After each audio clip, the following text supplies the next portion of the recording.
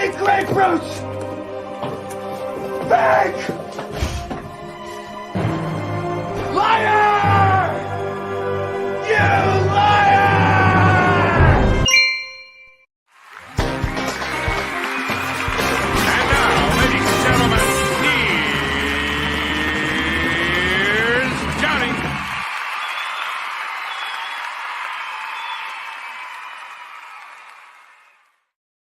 And welcome back to the Prepared Mind channel. It's Sunday Night Live. It's the zoo, and that requires you and me, all of us. We're here. Thank you for coming back, folks. We're going to have one heck of a nice show tonight.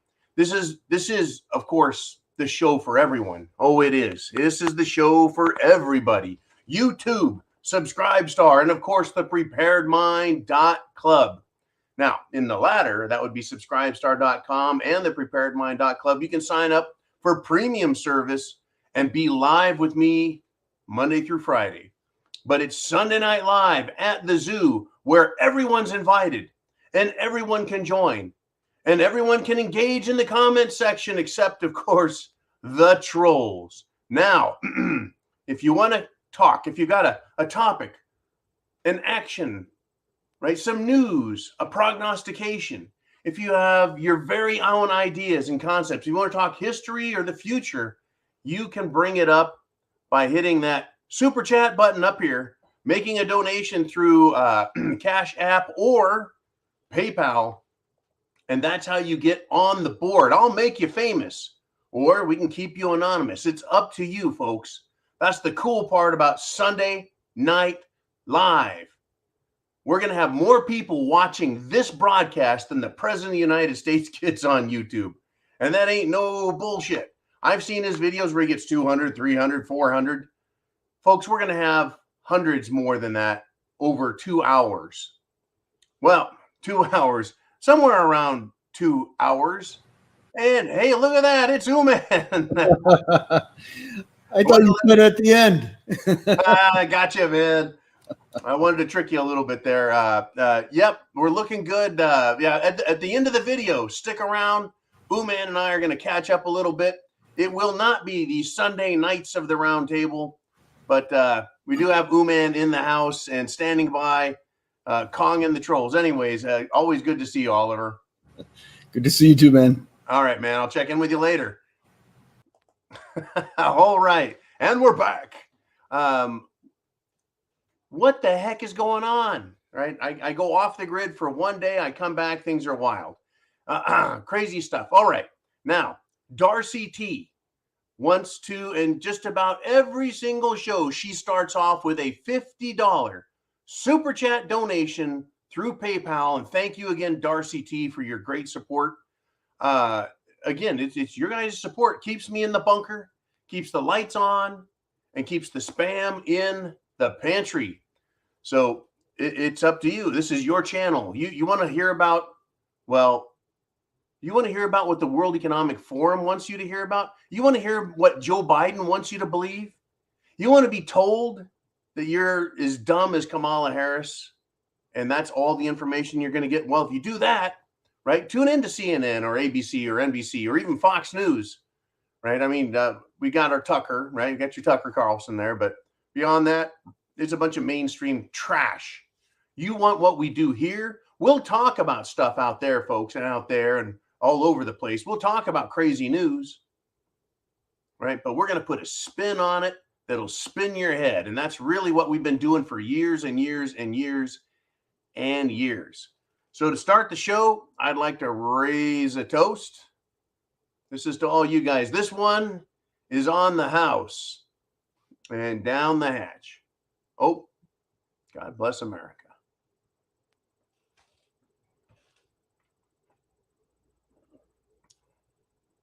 Okay, that is some Ben Ryack there, some good scotch, right? Compliments of Who's Your Daddy. Anyways, I'll just pour off another one here. The way these work, these shots here, you do a super chat donation of $50 or more, and you get to buy me a drink as well. A lot of people want to buy a drink, and I figured, hey, that's a hell of a way to do it. So let's do this. Let's get into Darcy T's $50 super chat and see what she wants to talk about. Where does her curiosity lead her? And she says, good evening, John. What are your thoughts on buying land? If the New World Order people are planning on confiscating everything anyway, are we just rearranging the deck chairs on the Titanic? So, the New World Order, Liberal World Order, Bilderberg, World Economic Forum, Davos dumbasses, they are planning on confiscating everything. What they aren't planning on is you fighting back. Now, when she says, are we just rearranging the deck chairs on the Titanic? In other words, I buy this, you buy that, we buy some land, we do these things, and we're all going down with the ship anyways.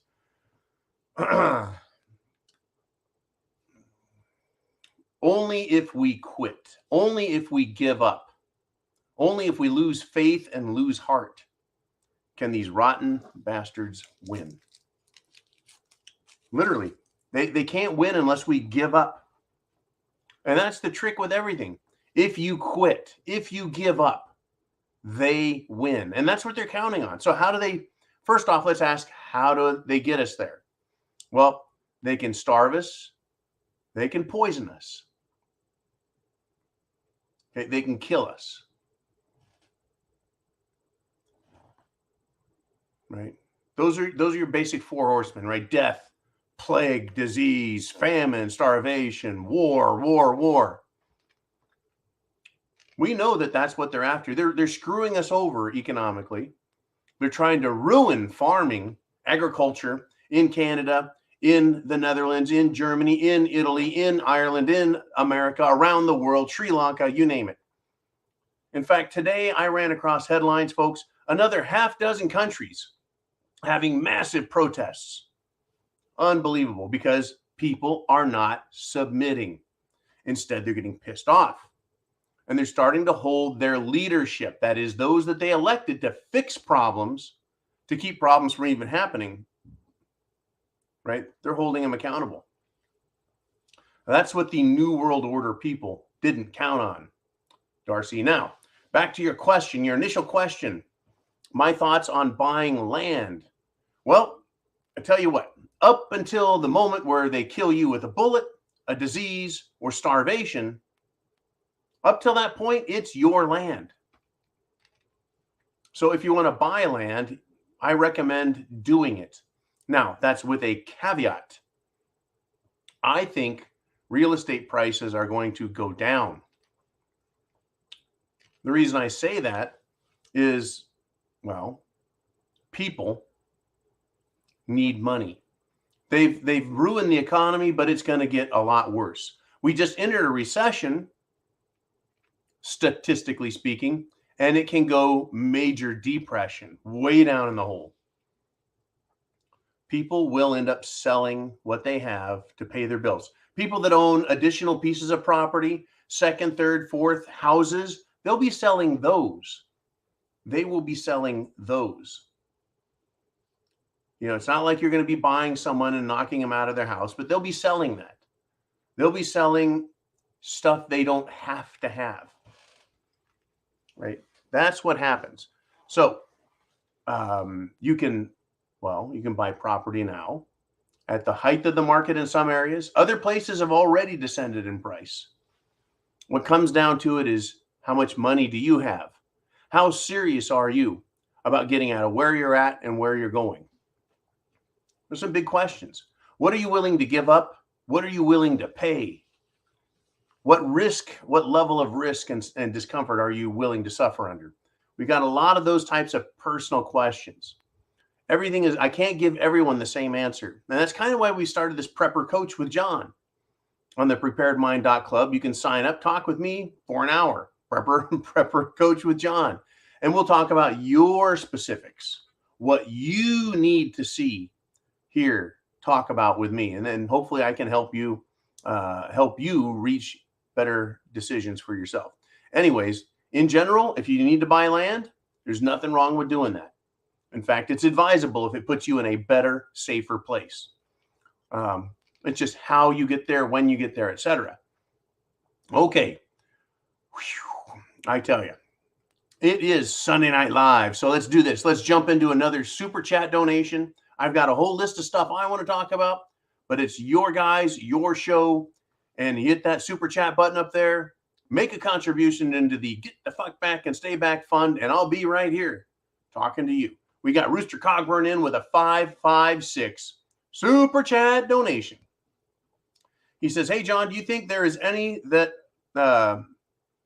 Hey John, do you think there's any us purebloods can have negative side effects from having bedroom fun from someone who is juicinated?" If you haven't gotten the Jim Jones juice and someone you're interested in sleeping with has, is there some side effect? Is there some risk there? Well, I'm not a medical professional. Number one, I'm not an expert. I'm not an epidemiologist, but I'll tell you what. You're taking a chance. And I'm gonna start by saying this. You're taking a chance with a lot of things. Number one, if you're in a relationship with somebody, you're taking a chance with who you are and them. And I'm not talking about STDs or Jim Jones juice. You're just taking a chance getting involved with someone. They could be a complete and total wacko, or they could be an absolutely wonderful person. You're taking a chance. They could have your best interest in mind all the time, or they could be waiting to hit you over the head with a shovel and steal all your stuff. Right? You just never know. As far as medical side effects, this is where I say, well, error on the side of caution. It's always safe. It's always safe. Now, some people have gotten the Jim Jones juice and had horrific negative physical, medical problems. Other people appear to be perfectly fine. Now, this thing about shedding spike proteins, right? They have weird shit inside their body now. These people who've been juicinated. Does their body get rid of it? Does it affect them? I think, folks, that there is from A to Z, a range of different complications and effects that it's having on people. Some people have coronary issues. Some people have pulmonary issues.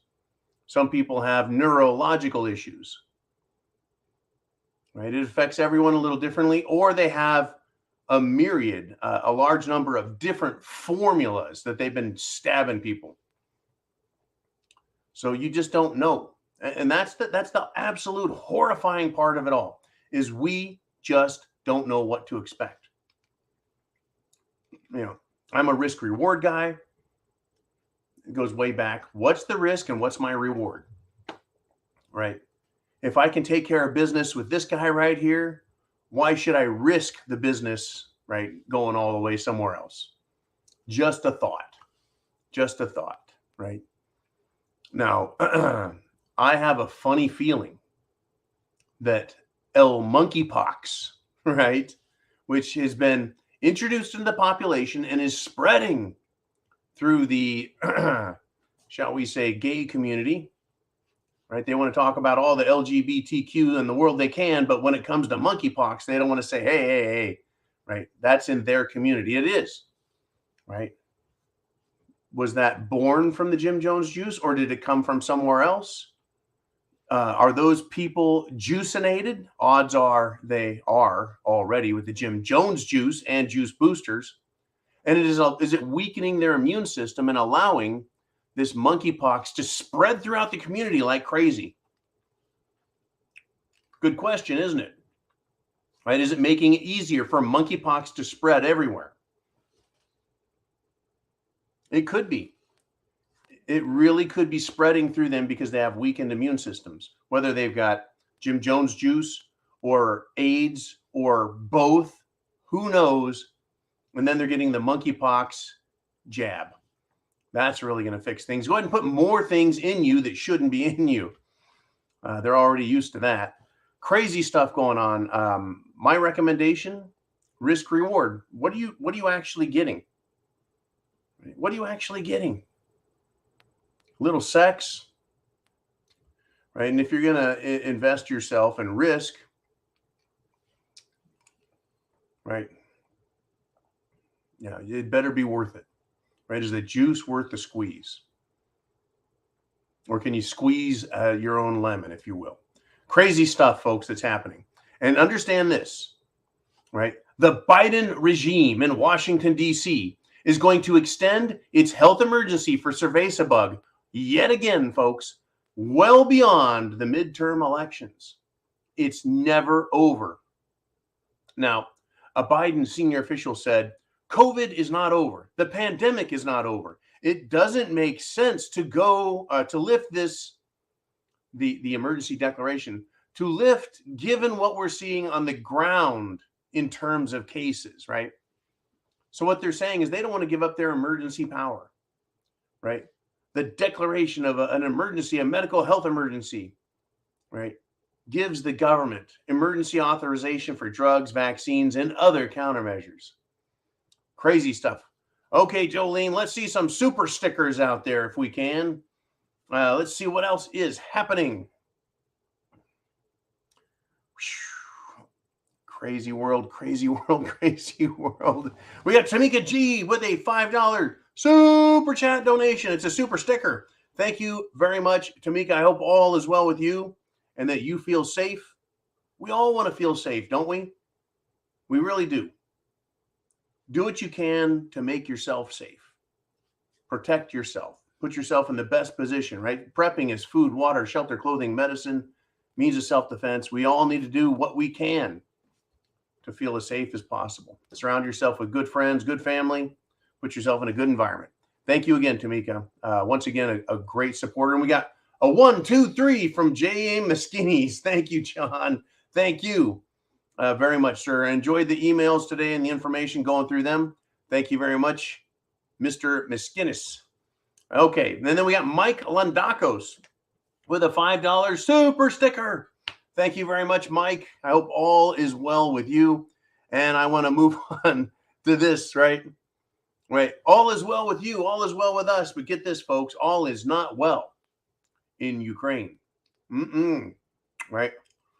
The thumbnail for the video was little Zelensky giving us the and I've never understood why political officials need to use hand signals, right? I mean, Trump, he does the okay, and a lot of people do the thumbs up, but there's just a lot of strangeness when you see high political officials doing other signs, right? The bullhorns, a bullhorn or whatever. That's kind of a Hawaii thing, anyways. But you know what I'm talking about. So I figured I'd put that up there, right? Here's a Ukrainian supposedly giving us a hand signal, right? He's doing photo shoots with Vogue while people on the front lines are being sent to their death, right? They're claiming that they're going to win the war, Ukraine. But Russia, folks, according to other writers, other researchers, other investigative journalists, they're saying that Russia is methodically destroying the Ukrainian army. They've been given more and more weapons from the United States, from other NATO members, but there's no huge counterattacks. Ukraine isn't launching any big offensives. They're just grinding into this war of attrition, this guerrilla fighting. But I mean, it's guerrilla fighting with mortars and cannons and rockets and shit. They are pushing it, folks. Right? They're pushing. They're pushing. They're pushing. One country in NATO, I guess, promised $8 billion. Could that be the United Kingdom? Could it be Germany? Right? $8 billion. The United States is promised over $65 billion. So whoever this one country is, has got to be pretty dang big and powerful. Well, Zelensky's going after them. It doesn't matter that they're losing this war with Russia. It doesn't matter, folks. Whether it takes 1 year or 5 years, Zelensky is there to get all the money he can for sacrificing men of fighting age and caliber. That's what he's doing. He's there sacrificing them for money. Well, he is going after this country because he hasn't gotten his blood money yet. Understand that, folks. This is about money and power and control. And the little worm, Zelensky, who I like to call Voldemort because he's good as dead. Right? Wow. They're getting their asses kicked, folks. Western media, of course, is going to tell a story a little bit differently. I like to look at both sides and see for myself. All right. Hey, folks, by the way, we just blasted past 400 people live.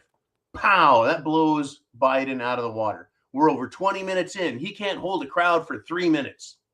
He can't. He's got nothing to say. Whereas here at Sunday Night Live on the Zoo, we've got a lot to say. We've got a lot to say. It's your show. We've got a lot to say. So let's see what you want to talk about. Super chat donations get you right here. Bam. Your question. The whole world gets to hear about it. Broke Stacker checks in with a $4.99 super chat and says, added 8 more ounces of silver and a 1/10 American gold eagle. Keep stacking. Thank you very much, Broke Stacker. I'll tell you what, I'm glad you got 8 more ounces of silver. I'm glad you got that 1/10 of an ounce of gold. Folks, if you've got food, water, shelter, clothing, medicine, means of self-defense, you've got that all taken care of. Do you think it's better to own precious metals, or do you think it's better to keep your money in a bank where you're losing 10%? Right? 10%, folks. That's the inflation rate, the purchasing power of cash. Now, right now, silver and gold, and I'm not an economic specialist. I'm not not an expert in this, but I can read a chart and I can read what experts do say. And what they're showing me is they've knocked everything down to the bottom, as low as it's going to go. I mean, I guess it could go lower. What the hell do I know? But if I had money, I would probably be buying gold and silver as well. I've talked to other people about it. In fact, this weekend, I was talking to someone who worked back, I believe, in the 90s on Wall Street at the Twin Towers. And what this guy told me, his opinion reflected that of many other experts. And that's that the reason China and Russia and India, India, I think, just bought another, 9 tons of gold or something. I mean, tons, folks, tons. Not bars, not ounces, tons. I can't even afford grams of gold, right? They're buying tons. And it's not just Russia, China, and India. It's European nations. It is central banks are buying gold, precious metals. Because what this gentleman I talked to said was they believe in the next couple of years, and of course he had no idea exactly, that we're going to go to a gold-backed currency, possibly a gold-backed digital currency, but gold-backed nonetheless, with the possibility, of course, of a basket of commodities for countries that don't have a lot of gold but have other resources that have been discovered. They know how many ounces of it are in the ground, whether it's platinum or palladium or gold or silver or copper or some other valuable commodity, valuable resource. So with the system taking a dive, folks, the economic crash, the dollar is going to fail. All of these things are going to fail, right? Shit's going to go haywire. It's going to be, good golly, I can't believe it, right? Well, you can believe it because it's real. So having gold and silver, and oh, by the way, at the preparedmind.club, we have a link to SD Bullion. I recommend using that link. If there's any way to get a discount on anything, it'll be through that link, right? Specials come, specials go, but getting what you can in precious metals and holding them, right? If you don't hold it, you don't own it.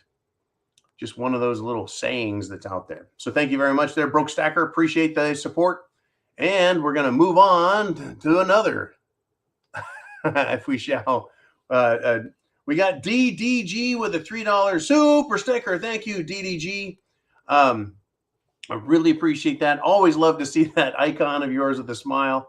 A smile is such a nice thing, especially, folks, in hard times. I can't tell you how good it is to see people with good moods. I'm down here in the South, right? I'm not in California where everyone was freaking miserable and no one could smile. That's crazy. Anyways, thank you, Dee Dee. And Jolene at some point will be flashing our link, our affiliate link to SD Bullion, as well as to other products that come through. Because, well, or you can just go to the club, thepreparedmind.club. All right, it looks like we've got another super chat on the board. If not, I'm going to roll right in. Oh, there it is. There's the post for SD Bullion. I'm telling you. Well, shoot, we got BG Guns with a $4.99 super chat donation. He says, hey, Big J, it's been a while. YouTube unsubscribed me for some reason. I was wondering why I wasn't getting any vids. Hope all is well. Texas is hot as hell. I tell you what, BG, it's great hearing from you, man. And I'm glad you're in Texas. And I know it's hot as hell. But I was talking to someone the other day, and they said, do you think it's hotter than normal, John? I said, when I was a kid, back in the early 80s, shit, that's 40 freaking years ago. 40 years ago, back in the 80s, I remember playing baseball, Little League baseball, and it was 104 degrees. I remember playing baseball, it was 106 degrees. Go to practice every day, walk a mile and a half to the baseball field, right? Show up with the other kids for baseball practice. If we weren't playing a game in that kind of heat, we're practicing every day, right?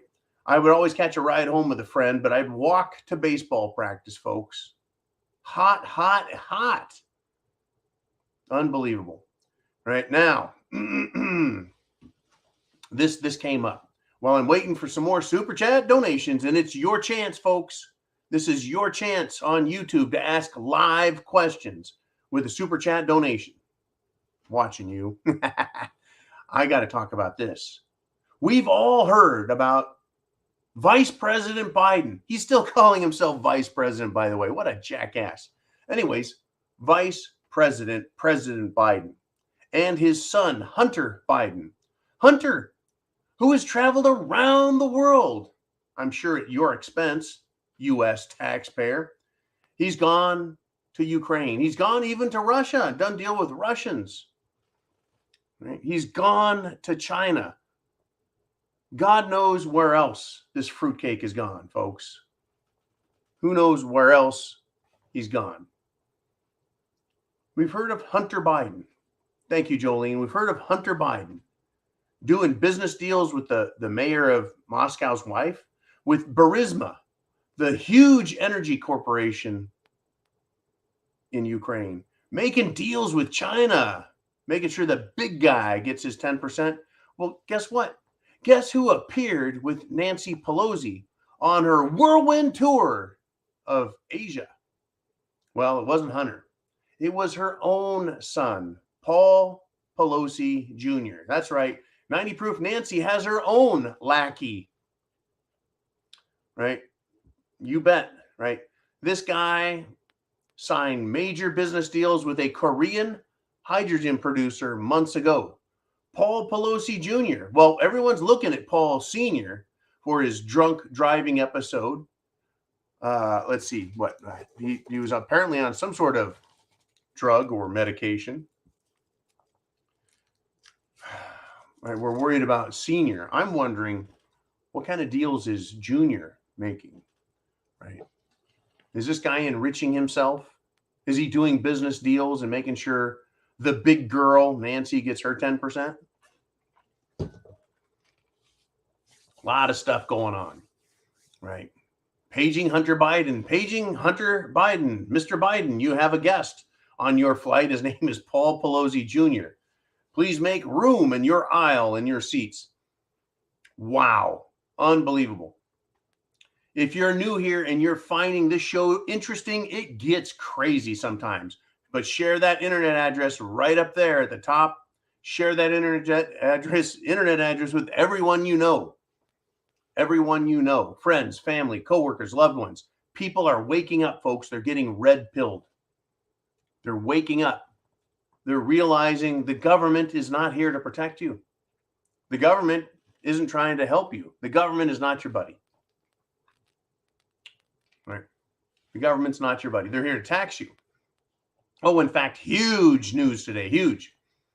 The Democrats in the Senate, folks, have passed their, the president, he wants to build back better, right? They want their Green New Deal. Their Inflation Reduction Act is going to do everything but reduce inflation. In fact, it's guaranteed to make it worse, right? That they passed it today, folks. And guess what? They passed it. It was 50-50, and Kamala Camel Toes Harris was the tie-breaking vote. It was such crappy legislation, folks. Well, look out. They're coming for us. They're not here to help, folks. They're from the government. They're not here to help. So people are waking up and they're taking matters into their own hands. They have to. Now, here's an example of it. And we have a lot of examples. In Las Vegas, right? Gotta love Las Vegas. I actually don't. Not a big fan of Las Vegas. In Las Vegas, there was an owner of a smoke shop.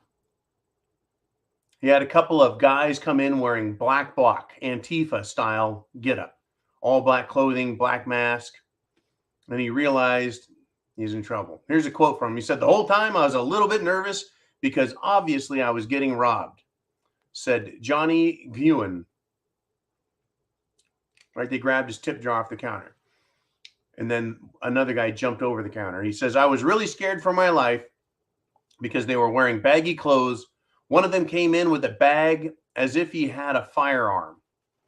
Now, the surveillance video of the incident showed one masked robber stealing the tip jar. The other one jumped over the counter, and that's when Mr. Guin decided to fight back, grabbed a knife, stabbed him several times.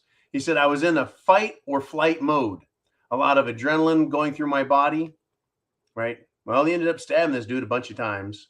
Then he called the police immediately, right? That guy ended up in the hospital. I don't know if they caught both of them or not, but an interesting story.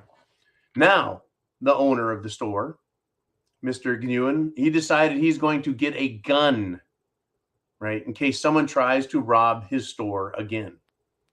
I mean, haven't you noticed more regular Americans are fighting back rather than becoming victims or dead, right? From smash and grab at jewelry stores to liquor stores to home and auto robberies, mass shootings like the one in the mall where the young man returned fire, saving countless lives as a crazed, lunatic, leftist Democrat gunman had his AR-15 and lots of magazines full of ammo, was at a food court in a shopping mall.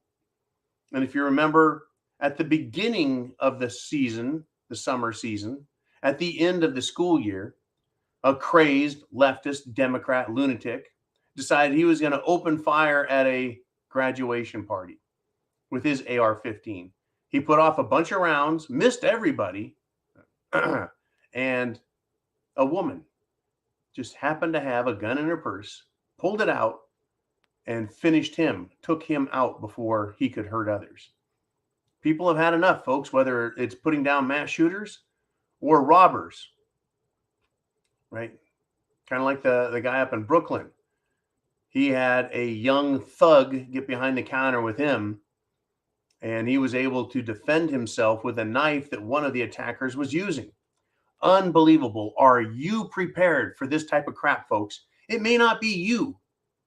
It may not be you that does it, but are you prepared? It can happen around you. Bad things are happening. It can happen around you. Are you going to be prepared to take action?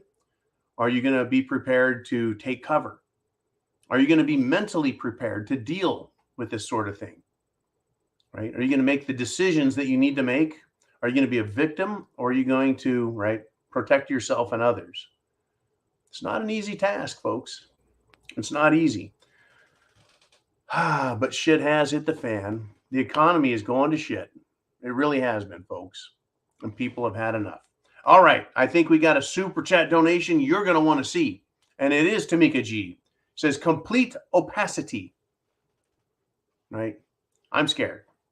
When are the men who single? Where are the men who single and this the same way as I do? Think the same way as I do. This is more important than people think. It really is. I mean, I get it. I understand that you're scared. A lot of people are absolutely scared about what's going on in the country and wondering what to do about it. You know, people are being threatened by the government. They're being literally threatened, and they're being, shall we say, shown how it's going to be for them. For example, Alex Jones, he's not using guns to hurt anybody. He's using his voice. But the government allowed him to be sued in a ridiculous lawsuit for speaking his mind. Right? We have the government. We have leftist institutions. We have the mainstream media. We got big tech. You're not allowed to speak, or at least they're telling you. We want you to be scared to speak. And so people, Tamika, that you would otherwise be able to, meet, introduce yourself to, they're silent. People are being quiet. They don't want to be singled out. They don't want to be picked on. They don't want to be identified. They don't want to be targeted. They don't want to be on a list with the government or Antifa. Finding people that are brave, that's what the bad guys don't want you to do. They don't want you to find anyone. They want you to be scared, because then they can control you. They can control me. They can control all of us if we're scared. And that's where it really takes a lot of bravery to stand up, to speak up, to act, right? It's really hard to do. Again, meeting people, right? Putting yourself in a good area. I still say, meeting people at sporting goods stores, gun stores is a great way to meet people who think the way we do. It's no guarantee, though. It just isn't. You may find meeting good people, real men, real women. You could do that. Thank you, Jolene. You can do that if you go to Republican headquarters. And you can get a lot of tasks taken care of in one shot. Meet good people. Put together good communities, good teams, if you will, prepper teams. And right, get involved in local politics. I went on the website for the county that I'm in to make sure my registration to vote was all up to date. It told me there's a lot more Republicans here than there are Democrats, but it also said contact us, get involved in the voting process by volunteering, by working for them during the election season. I guarantee you that if you go to the Republican Party locally, you're going to meet good people. Way better than you're going to meet randomly on the street. Probably not as whacked out as some of the gun people. But then again, I think you'll discover that people in the Republican Party tend to have a strong sense of the Second Amendment. Anyways, Tamika, I wish you well, and I really want you to look into the looking at the Republican Party locally. Get involved with local politics, and you'll get, I think, the satisfaction you're looking for there. Just an idea, just a thought. But folks, yeah, we do need to start getting together. And here we go. The preparedmind.club, we have a forum, right? When we're not doing the zoo or we're not doing other videos, right, you can communicate with other preppers at the forum. Thank you very much, Jolene. Jolene has put together the new preparedmind.club, the preparedmind.club. That website, folks, I am just proud of it. So proud of it. She put in a bunch of work to get that up. So we have premium membership to videos all week long. And it's a winner. Touchdown. It really, truly is a winner. Okay. I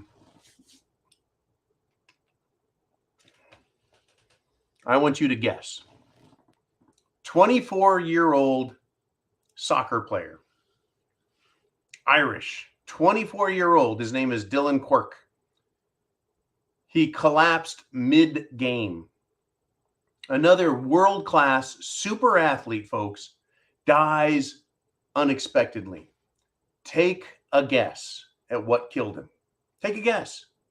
Never in my life, never in your life, I bet, or anyone's for that matter, have we seen so many professional athletes around the world keel over on the sports field, in the water, riding bikes, jogging, training, just living their lives.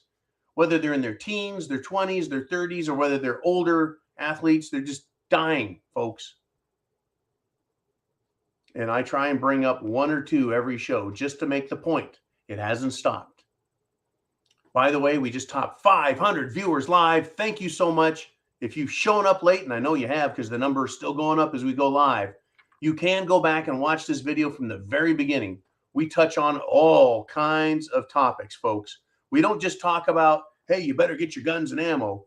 We talk about food, water, shelter, clothing, medicine, means of self-defense, and your plan. We talk about everything, folks. Whether it's politics, the military, law, farming, the World Economic Forum, China, Russia, Ukraine, people, places, things, events, everything. We talk about the history. We talk about the future. And right now, it's what you want to talk about because we're at the zoo. Jolene, who do we have up next? We got Heidi with a great $10 super chat donation. And she says, keep on keeping on, and Semper Fi means always faithful. Thank you, Heidi. You are a doll. So many of you folks I communicate with live on the air, if you will, as well as behind the scenes. We've got a great team, bunches of people out there provide information, nose to the ground, right? Ear to the track, listening, looking, learning, and sharing. That's what the Prepared Mind Network is all about.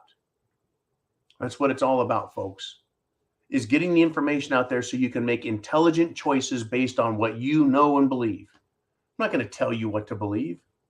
I'm not going to tell you how to think. This isn't a brainwashing session or indoctrination. This is talking about reality, though.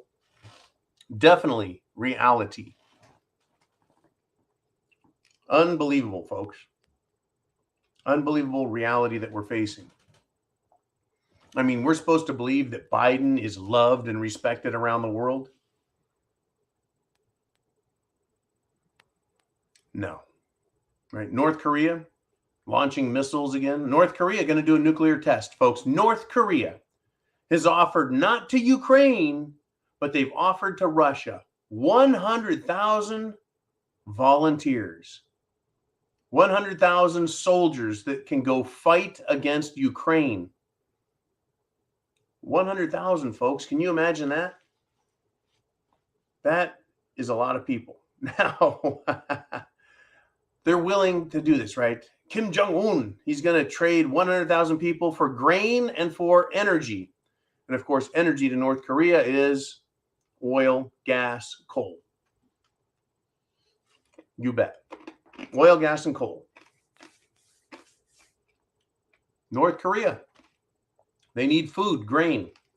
Well, if they send 100,000 troops to Russia to go fight against the Ukrainian people, that's 100,000 people, 100,000 fewer people they need to feed in North Korea while they're gone.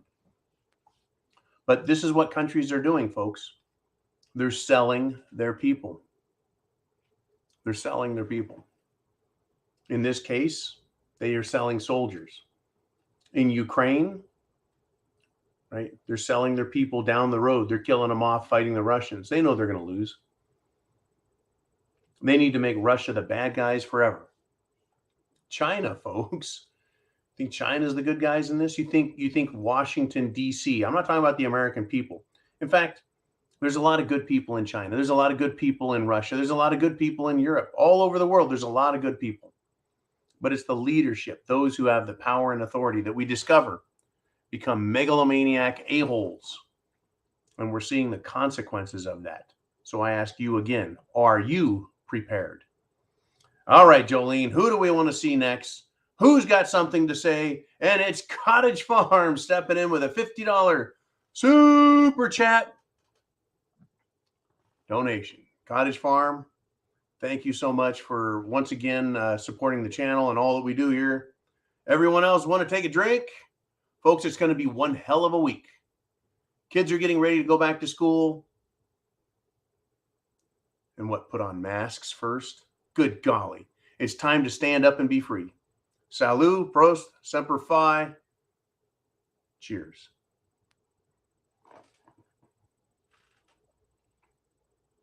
Oh, boy, I tell you. Today's beverage of choice is the Ben Ryhick. Quite a delicious scotch. And anyways, let us move on. Got to refill the old glass here.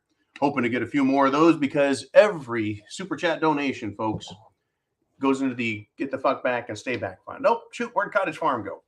The GTFB and SB fund. Keeps the lights on, keeps us around. Now, Cottage Farm says sporting goods shops, great place to your people. Yeah, it's sporting goods. You can buy guns, ammo, equipment.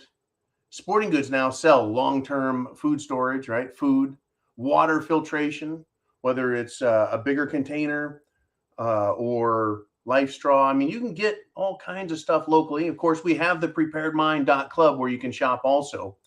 And again, shop prices, folks.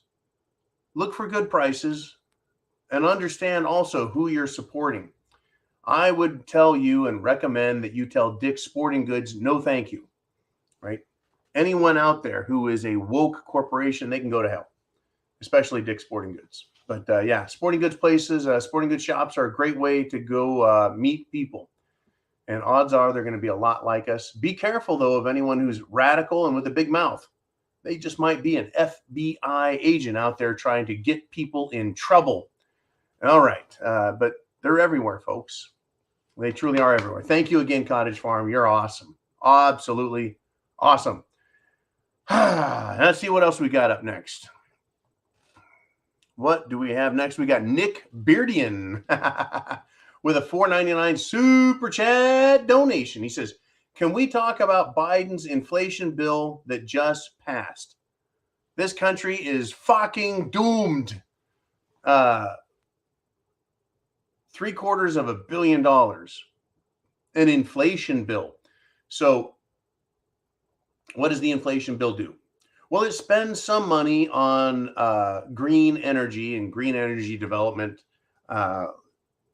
Okay, so we're going to take your money and we're going to give it to this corporation over here. And this corporation hopefully does something to make our country better. Okay.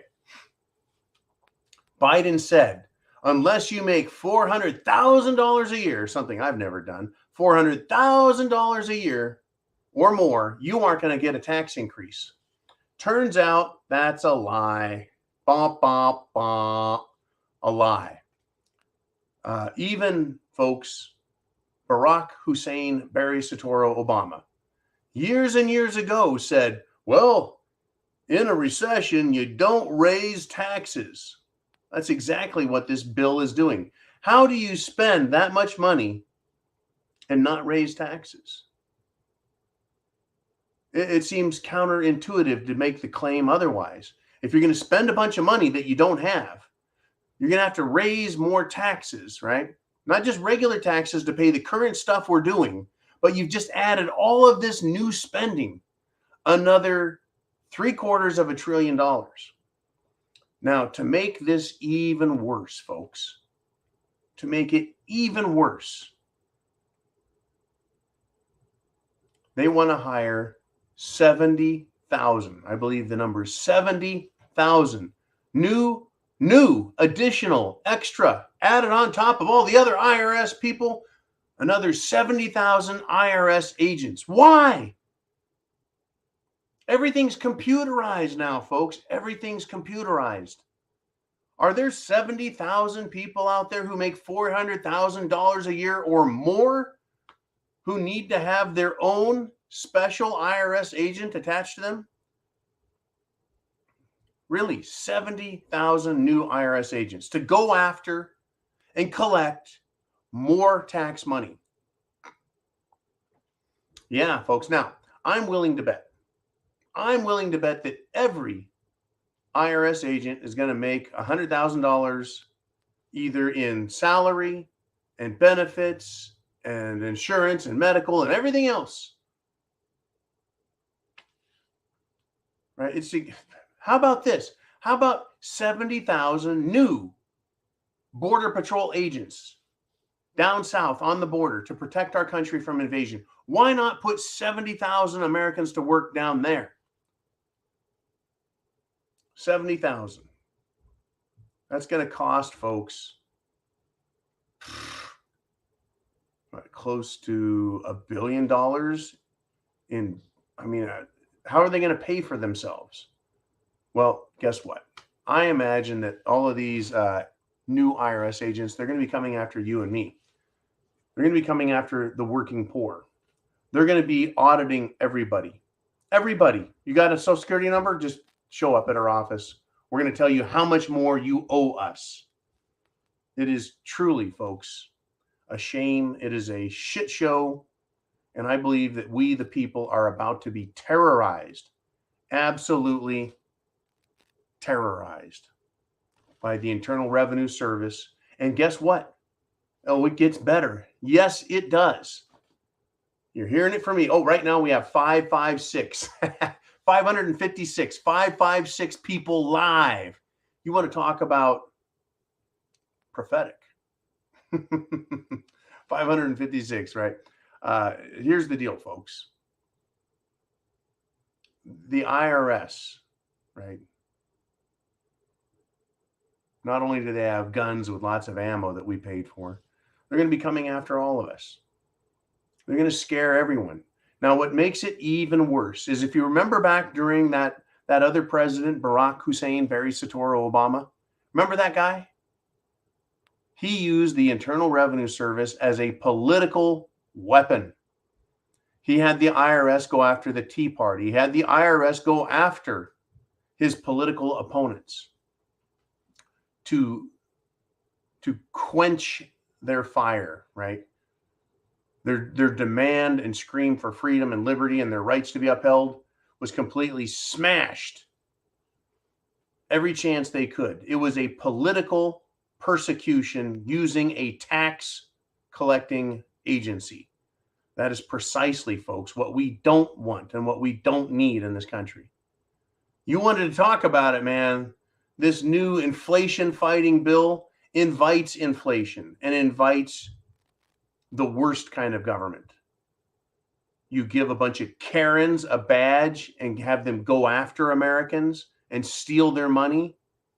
And then they go home to a big, fat, juicy steak dinner, the promise of a nice pension, giving them all the benefits they need, right? Healthcare, vision, dental. All for what? Screwing over their fellow American. What a perfect job for a bunch of Karens. Good golly, let's move on if we shall before I blow a circuit. Welcome back to Sunday Night Live, right? Where we get to hear, it's the zoo. It's absolutely the zoo. We've got you, me, we've got everybody, folks. Everybody. YouTube, subscribestar.com, and thepreparedmind.club, all in one place. Jolene, who do we have up next? Hey, holy cow, it's our good friend Stephen Conlon from jolly old England. Haven't heard from Stephen in some time. I was worried about you, man. I thought, well, did he go the way of the dodo? Did he bug out to some far-flung, far-away location? And apparently not. We're very glad to have you back, Stephen. He says, I am a 70-year-old English man. Apparently no one over here can define what a woman is. The world has gone mad. Holy cow. Well, Stephen, over in jolly old England, you guys can't define a woman? Well, I can understand that. I mean, possibly the people, the regular Joes, right? The regular mix, if you will. Here in America, our Supreme Court of the United States, Supreme Court nominees for the United States of America, they can't define what a woman is either. The world has gone mad. Absolutely crazy. Fortunately, Stephen, and for the rest of you and me, and we're not crazy. But everything that's going on is designed to make us think there's something wrong with us. This is the essence of the psychology of the phenomena known as gaslighting. It is one of the most indecent, despicable things to do to another human. It is something that people with personality disorders use on other people. Most notably, those with narcissistic personality disorder. The objective is to make the other person believe that they're wrong, that their brains are broken, that they're not thinking correctly, that they've gone mad, as Stephen Conlon here points out. That's what the narcissistic personality disorder does. You lie to someone when you know it's a lie, and the person you're lying to, right? Everyone knows it's a lie, but you are so insistent as the bad guy that you force it on the other person, and they go, "Okay, I guess I don't get it. I guess I'm stark raving mad." Well, it gets worse when the person who does this is a recognized authority figure, like Tom Brokaw or Peter Jennings or Brian, whatever the hell his name was, right? These newscasters, we're supposed to believe that they're telling the truth. Elected politicians, we're supposed to believe that they're telling the truth. Yet we find out, and we hear it with our own ears, they lie right to us. They lie and they lie and they continue to lie and try and make us believe that they're not lying, that we must be crazy, that we must be stupid, that we must not get it, right? And once they start that, you want to satisfy them. "I'm so sorry. I should have believed you. You really are the recognized authority figure, Dr. Fauci," right? They just lie to you and lie to you and lie to you. And they're the authority figure. They're the expert, right? You can't question the CDC. You can't question Dr. Fauci. You can't question the World Health Organization. Can't do it. You can't question Biden. You can't question John Kirby or the White House spokes ding dong, Karine Jean-Pierre. No, you can't question them. You must be crazy. You can't define a woman. A woman is a human being that has breasts and a vagina, and they have XX chromosomes. Males have XY. That's what we all know. And it's easy, except in the case of people who are naturally androgynous, it's typically easy to tell because of social standards to tell the difference between a man and a woman. But they've been lying, folks. They've been lying and gaslighting to children. Children, folks, people 18 years and younger, and telling them there's no difference between a boy and a girl. It's all a social construct. You can be whichever one you want. In fact, you can be gender fluid. You can pick one day and change back the next. You can dress however you want. There's no distinction. It's all a social construct. It's a lie. But authority figures, teachers, are abusing children.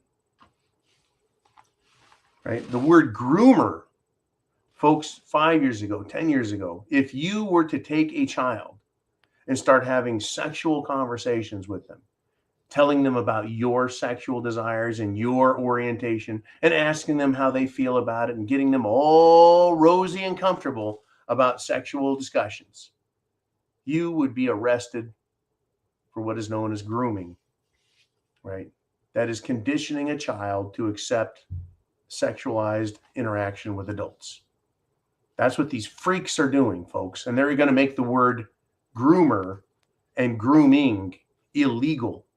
They're going to tell you that's not a right word to use when we know it is absolutely the correct word for the situation. Unbelievable. Thank you, Stephen. I'm glad you're back. I'm glad you're okay. I'm glad you're out there fighting the good fight. I don't care if you're 70 or 80 or 60 or 20. You know what's right. Right? If all of these youths, if all these youths out here, right? All of these trans youths and all these special youths, if what they were doing and believing and thinking was right, if they were right in the head, why are so many of them committing suicide? Why are so many of them absolute psychological basket cases, needing everyone to, I don't want to upset you there, little person. Whatever you want to believe is just fine. No, there's rules. There's right and there's wrong. And here's the deal with children, right? They need to hear the difference between right is wrong. They need to know where that line is. They cross it, they get in trouble. Now they know right from wrong, and they can make proper decisions in the future. If you never tell them no, if you never tell them they're wrong, they're going to keep running amok. And they're like, well, there are no boundaries. There's no limits. We can do what we want. We start getting these shooters, these mass shooters with their little pink piggy tails, these gender confused shooters out here, mass murders. Yeah, I wonder what caused that kind of thinking, right? A little screwy. Screws are a little bit loose. All right, let's do this. Let's get on the next subject, the next question. Thank you, Stephen. Now we got Penelope Binkley. Hey, it's P. And she said, here for a few. Keep up the good work. Has Biden become a zombie? Good golly, Penelope, you just opened another can of worms. Thank you, one, for the great super chat donation. Penelope is another longtime listener, supporter, behind-the-scenes contributor, and, of course, always helping put a smile on this face. Thank you, Penelope. Has Biden become a zombie? Well, Biden kept testing positive for cerveza bug. In order to get their absolutely awful legislation passed this weekend, the Democrat senators adopted don't test, don't tell over cerveza bug. Why? I thought if you had cerveza bug, you were sick, you're not supposed to go to work. You're supposed to isolate and lock down for 2 weeks until you test positive, and then 2 weeks after that. Now we got to get this legislation passed, right? We got to get 50.1 votes passed. Got to get it passed at any cost, including exposing other senators, exposing other senators to the world's scariest virus, the cerveza bug 19, right? I thought if we could just save one life, it's worth it. Well, Biden has had cerveza bug, twice now that we know of, even though he's double Jim Jones boosted and double juice boosted for a total of 4, plus he's probably had more Paxlovid than anyone else on the planet. And he comes out today after all this lockdown. He's apparently tested negative. He's supposed to be cerveza free. Remember when he came out before, he's like, I got over it faster than President Trump. And the next day he tests positive and he has to go back into quarantine. Well, today he came out of the White House, saw his shadow, couldn't remember his own name, and could barely walk. He can barely talk. He can barely walk. He tottered off to Marine One, the president's helicopter, and he's going to go to Delaware for a vacation. Folks, one of the best ways to keep President Gigi Biden from saying something stupid is to keep him hidden in the basement. That was his campaign tactic back in 2019, 2020, 2021, right? Hide this old fart. They need to get him on the operating table and infuse him full of I don't know what to get him back in the show. But he's a wreck. He's done, folks. What happened to all the screaming? Remember all the screams? We want him tested for his cognitive functions. Does his brain work? We need to prove that he is mentally competent. 25th Amendment of the U.S. Constitution. Right? Make sure this guy's got all his marbles in the same sack. Make sure the elevator goes to the top. Make sure the lights are on while someone's home, right? Make sure his cheese hasn't slipped off his cracker. Make sure he's got both oars in the water. That guy, the president, it's not going to happen, folks. We're not going to get those tests, even though they need to be done. They need to be done. Good golly. Folks, we've gone way past an hour. We're going to go to 2 hours tonight. 2 hours tonight. And of course, want to check in on our good friend, Ooman. Hey, Ooman, how are you, buddy? Hey, good. Uh-oh, your microphone sounds like crap. I should have given you some more advance notice. I just wanted to catch Ooman off guard.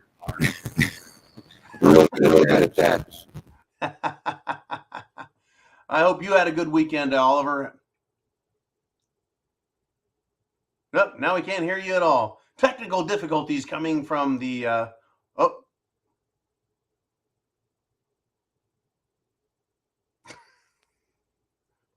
It's not working. It's not working. All right, man. We'll let you get back to it. All right. Here we go. Oh shit, there we are.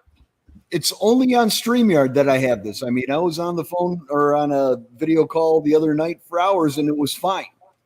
That figures. Yeah. What the hell? Have you Yeah. found a buyer for your El Camino back there? I'm waiting for my son to get the rear end and get it put back together. I think I've been hearing that for 3 or 4 years. Yep. I'm ready to get it out of here and on the road, but hey, I'm not doing it for him because I guarantee you, if I do it for him, first time he takes it out, he's going to total it. Oh, that's probably true. All right, man. I'll let you go. You be cool. I'll talk to you at the end of the show here after 2 hours. All right. All righty.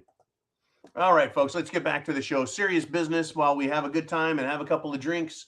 I hope you've got a drink. I hope you've got a comfortable chair because we got some more super chats and I've got some more stuff to talk about. And we got William C. checking in with a $10 super chat donation. He says, I don't know. It seems like the world is aligning to be Russia, China, India against the United States and Europe in a world war, whatever number. He says the U.S. has so many enemies, external and internal. What do you think? I'm agreeing with you. I really believe that we've got a split in the world, a bifurcation. I think that the powers in the West, namely the United States government, which is allied to the United Kingdom and Europe, the European Union, and the banking cartels, they've maintained this control over the planet, folks, using the U.S. dollar as the world reserve currency and also as a political battering ram to force other countries to participate in their system, right? If you want to buy anything U.S. and any oil, you've got to use U.S. dollars. And they pushed that, folks, for nearly 50 years. And that system has now been broken. Russia is requiring anybody that they don't like or that they tell you have to buy rubles and then use those rubles to buy their oil. And Russia is the world's leading exporter of oil products, right? Crude oil. They're the world's largest now. It's no longer Saudi Arabia. It's no longer the United Arab Emirates. It's certainly not Venezuela. It's Russia. And I think the West has been working on China. But then again, we have the Bidens who seem to be helping China at every turn. I think the powers that be want at least two different competing factions fighting in the world so that they will always have an enemy to point to. If you read George Orwell's 1984, the people, right, the subjects of the book, they believe that they're at war with another country, another region, and they're completely controlled and dominated by their government, which controls every facet of their life, including their language. Right? They take a language that has 20,000 words and they cut it down to 18, then 15, then 12. They want to take their words away so people can't communicate intelligently, so that speech is controlled, so that thought is controlled. Right? I think that they're doing this. We have Russia, China, and India, and they are allied against the United States and Europe. Except there's more countries than that. You do have Saudi Arabia is on the side of Russia and China and India, as well as other members of the BRICS nation, right? Brazil, South Africa, and many others beside. They are going to look at us as the enemy. They truly are. They're going to look at us, right? Or the West, if you will, the United States government. And I like to make a distinction between the people of the U.S., the U.S. of A, and the U.S. government in D.C. Right? The people of Europe, good people. I love Europeans when I meet them. The European government, bunch of a-holes. Really, just a bunch of jackasses. So I agree with you, William, right? Now, as far as the United States government and the United States of America, the people, we have enemies, folks, domestic as well as foreign. There are enemies of this country that want to bring down the country and the people and destroy our culture, our traditions, our history, and everything. And then there are just people in the government who want to see this done. These are the same people, folks, that are pushing this idea that it's okay to groom sexually children, that it's okay to tell kids to cut off their genitals. Oh, you bet. Absolutely, you bet that's what they're up to. They're using critical race theory to destroy not only children and their morale, but their families and their belief systems. Critical race theory is gaslighting. All of this LGBTQ crap is gaslighting. It's lying to people and saying all of this stuff is okay, right? And what you believe, how you were raised, that was the wrong part. We have big problems, folks, big problems. We're going to have to stop this momentum. And great governors like Governor DeSantis over there in Florida doing a great job of pushing back and pushing it away. Absolutely getting rid of it as best they can, right? We've got some big problems, folks. And not only do we have to push back and get rid of them, and it looks like Florida will lead the way on how to do that, but then those lives that have been damaged, they're damaged. They're really damaged. Now, over the weekend at Texas at CPAC, which is a conservative, political group. They have huge rallies. They had President Trump. They had many people there. But the guy I want to talk about who showed up is Hungarian Prime Minister Viktor Orban. He has been a massive thorn in the side of the European Union. He has, like a lion, fiercely defended his country, Hungary, their borders, their culture, their laws, their language. He was invited to Texas, folks. He gave a 30-minute speech to thousands and thousands of Americans in Dallas at the Conservative Political Action Conference, CPAC. Now, he did a great job, folks. He used his words and his opportunity to paint a picture of America and Hungary, right, fighting the same fight in this struggle against socialism, globalists, fake news, lies, propaganda, etc. And this is what he said. He said, quote, "The West is at war with itself." So this speaks to the comment about enemies within, right? The West is at war with itself. And then he said, "The globalists can all go to hell.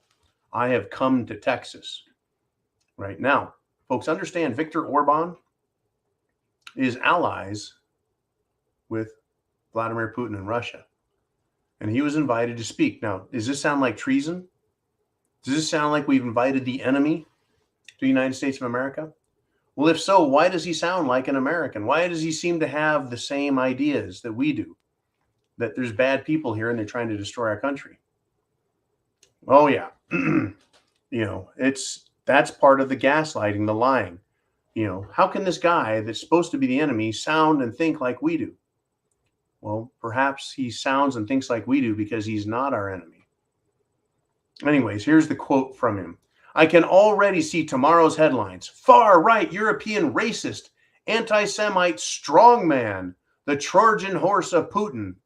Right? I just told you about him and Putin. The Trojan horse of Putin. right? Hold speech at the conservative conference, right? And everyone started laughing because they get it. I'll continue with this quote. They did not want me to be here, and they made every effort to drive a wedge between us. They hate me and slander me and my country as they hate you and slander you. Viktor Orban just belted out there. That's right, folks. They hate us. The enemy within are elements within our own country that you and I talk about all the time. We talk about it all the time. And he went after illegal immigration, folks. And in Hungary, they don't let in illegals, right? He rallied, man. He railed against illegal immigration. Quote, to stop illegal immigration, we have actually, get this, we have actually built that wall. And they've been able to reduce illegal immigration to zero, right? This guy, he went after him 30 minutes, folks. A European leader who has saved his country from European Union madness and stupidity. He discussed the importance of family, rejecting this baloney gaslighting gender ideology, saying we need to, quote, build a wall around our children. That's right, folks. Walls protect. We need to protect our children who are targeting them, right? Here's another quote of his. To sum up, the mother is a woman, the father is a man, and leave our kids alone. Full stop, end of discussion. And another one of his quotes was, we need less drag queens and more Chuck Norris. And the crowd went nuts, right? The crowd went nuts because they know truth when they hear it. You know what's right and wrong, folks. He wasn't calling on murdering people. He wasn't talking about rounding up Jews. He wasn't talking about re-education camps. He's talking about freedom and liberty, right? Protecting our kids, our family, our traditions, our culture. Final quote. He says, these two locations will define the two fronts in the battle being fought for Western civilization. Today, we hold neither of them yet. We need both. You have 2 years to get ready. You have 2 years to get ready. What does that tell you, folks? We've got 2 years. We've got this election, and then we've got the 2024 election. And that's all America has left. I share that sentiment. Because after that, it's no longer America in anything other than the name. And they may change that name as well, the same way they change the definition of recession, the same way they give new words and new meanings to these Fruit Loops out here, these perverted Fruit Loops who have gone from having parades and being allowed out of the closet so that they were never stopped from coming out of the closet, to wearing ridiculously perverted outfits in public. And even, over the weekend, it was just absolutely disgusting. Some nearly naked fruitcake at a pride parade was teaching teaching kids how to dance on a strip pole. It's perverted. It's sick. It really is. Viktor Orban, I would take that guy over any of these Democrats. Crazy stuff, folks. All right. Let's do this. Let's get back. It is Sunday Night Live. It is the zoo. And I want to see your questions right here. What do you want to talk about? We got Stephen Conlon with a 50-pound super chat donation. And I'm going to raise a toast to you, Mr. Conlon, 50 pounds. I've got a bottle of Ben Ryack right here, scotch. To you, sir. Smooth. That's like mother's milk. Oh, good golly. Just the good stuff. Single malt all the way. And I had a really good single malt this weekend. I did a little bit of traveling, went and talked to what you might call an expert. An expert. That's right. About gold, central bank digital currencies, the current situations. And he had just another great scotch. I got to love the single malts out there, Stephen. They're all like human beings, like me and you and everyone here. We're all the same, but we all have our unique personalities. Thank you again, sir. Terrific. And I will get another nice bottle of single malt with that awesome donation. Goes right into the GTFB and SB fund. And, well, in this case, the Get the Single Malt Scotch Fund. Thank you, sir, very, very much. It's nice. I'm not complaining. Don't take this as a complaint. But I'm immersed in everything that goes on around the world from the time I wake up to the time I go to bed. And then even while I lay there waiting to pass out, I have the glorious opportunity to continue to think even more about what's happening. And I wake up in the middle of the night and I think, and I go to the bathroom in the middle of the night and I think, and I get emails and messages. It's never ending. Everything that's going on around the world, I really try and get an understanding so I can bring it to you. You guys want this channel? You got it. And now we're going to get into the next super chat donation, and it is Suede Stone. Oh, good golly. I know who this guy is, folks. I know who this guy is. $10 super chat donation. I'm going to say this, man. I love you. I love you, brother. He says, can we get Trump for POTUS and DeSantis for VP in 2024? And then 8 great years of DeSantis for POTUS. I'll tell you what, they did some polling over the weekend, and Donald Trump, by a wide, great and far-reaching margin, the people of the United States want him over DeSantis as president of the United States in 2024. And I don't believe DeSantis, I don't think he's willing to leave the great state of Florida at this time to sit in the vice president's chair. Now, I do think that Donald Trump is going to run. I do think that Donald Trump is going to win. I've got to believe that, folks, over any Democrat. I mean, really, who do the Democrats have that is a viable, decent candidate? Nobody. I mean, Tulsi Gabbard, who is hated by the World Economic Forum. I guess maybe they can buy her at some point, but for now, she's hated and reviled. Right? She's their most intelligent sounding candidate because she's actually against a lot of their policies. Now, enough of the left side. I believe that President DeSantis, were he to run, he would be best advised to do so in 2028. But there's another great candidate that has come out, and that would be Carrie Lake. She's going to get her chance to be governor of Arizona. And we've got a lot of great Make America Great Again, Put America First type candidates that are coming up through the ranks. This is because of you. This is because of you. Well, you, Suede Stone, as well as the rest of the Prepared Mind Network and all the patriots across America are putting good candidates in at the grassroots level. You're getting them into the primaries so that they go up and you have real Americans running against these sick, disgusting Democrats instead of sending a rhino Republican, which is just a Democrat in sheep's clothing, right, to Washington to where they can bend over and just suck, right? So it's really great to see that we've got so many great candidates coming up. It's great to hear from you there, Suede Stone. I would love to see DeSantis in there right now fixing problems. I just don't think he's ready yet. I don't think the state of Florida would let him go if he wanted. There's politics are just going to be explosive as we continue through the summer and get to the November election. It's going to get nasty. It's going to get ugly. I'm really expecting a lot of violence. Right? We still haven't, I don't think, received all the fallout we're going to see from the Supreme Court and its decisions.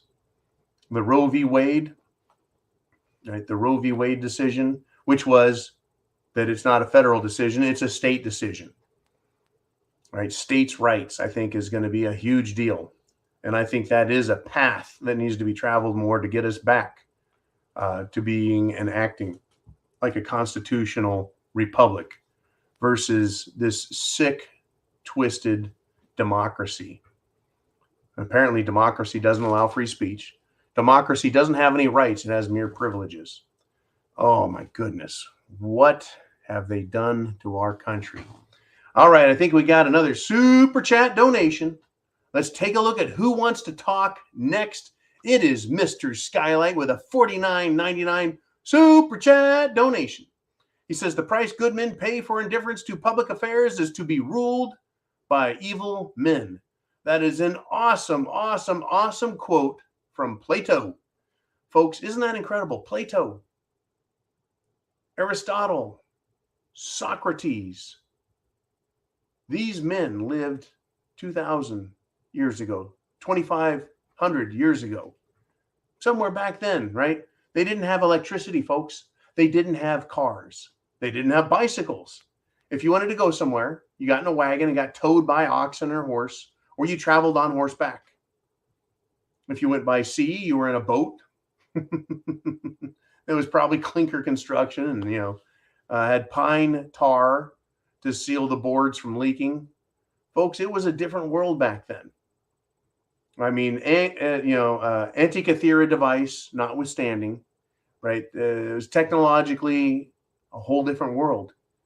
You didn't have newspapers, certainly didn't have the internet. Communication over distance, that required carrier pigeon or using smoke signals or fire signal from line of sight to line of sight. If you wanted to send a message encrypted, you couldn't use Signal or any other encryption program. You had to have a cipher. And even back then, during Plato's time, folks, there weren't any great ciphers. The Atbash cipher became popular about 1250 AD, right? A long time. So, I mean, the world back then wasn't technological, is what I'm saying. It was all up here, right? That truly was, right? Apart from, the fist, the hand, the muscle, right? This was the computer. This was the technology, the mind. The price good men pay for indifference to public affairs is to be ruled by evil men. In other words, Mr. Skylight is pointing out, if you don't pay attention to your local politics, you are bound to suffer from local tyrants. And the saying goes true for the state and the federal level. That's why I want you to prep to action. Prep to action. Take action on your own behalf, for your family, for your nephews, your nieces, everyone in your family, your mother, father, your children, right? The good people you know around you. Get involved so they see you doing it, not because you want to appear to be pious and a great person, but because you, right? Because you want them to see you doing it so that it encourages them to also follow and get involved. Isn't it interesting, though, if you think about it? All these people we see in political office and high positions of power, they're there because they want everyone to see how powerful they are. And they pretend to be good, but they're there because they're a bunch of greedy pricks. That's the type of people we see, and they are the problems. They're absolutely the problems we have. And we need to get rid of them. Boy, howdy do we need to get rid of them. Folks, we're 90 minutes in. An hour and a half. We're live, and we've got over 500 people live right now. It's a pretty good thing. That's a pretty dang good thing. How many times, folks, have you seen a live show with this many people live, this far into it? We are truly the Prepared Mind Network. We've got dedicated subscribers. That's you. Dedicated to the truth, to facts, to wanting to get it out. So that's why we put together these shows, folks. And you could say it's hard to do, or you could say it's not that hard. There's so much crap going on, but putting it all together so you can talk about it. That's the trick, right? That truly is just a wild trick. It's incredible, folks. I've got this to say. We have widespread civil unrest, and it is looming over the entire planet. Right? in the United Kingdom, folks, they're having a cost of living crisis, right? This is Stephen Conlin's world, by the way, right? In most civilized societies, right? Civil unrest, protests, rioting, violent clashes, they're indicators not of problems with people, but severe problems with authority, right? It is, folks, the policies of the World Economic Forum and other non-government organizations they're demanding social, folks, reordering. Energy and food policy, right? The likes of Soros, Gates, Schwab, and the hundreds of billionaires intent on what? Screwing over others to implement their liberal world order. That's what's going on. And so these reactions, folks, the reaction by groups, whether the groups are socialist or freedom lovers, right? These reactions happen. That's the result. So what they're doing is they're combining economic pain, inflation, right? They're compounding the effects against the people. Now, in the past, in England, they've committed regicide. They've killed their own king. The American colonies revolted. France under King Louis did both. They both revolted and killed their king, right? And the American Civil War, right? It was an example where economic pressure was combined with authoritarian power, and the consequence was not submission. The consequence resulted in violence. So, I mean, I could say this, the authoritarians, folks, whether they're aristocrat or technocrat, whether they're elected or appointed, they use pressure to make people accept the changes they want, right? But folks, hunger and destruction are the results of those changes.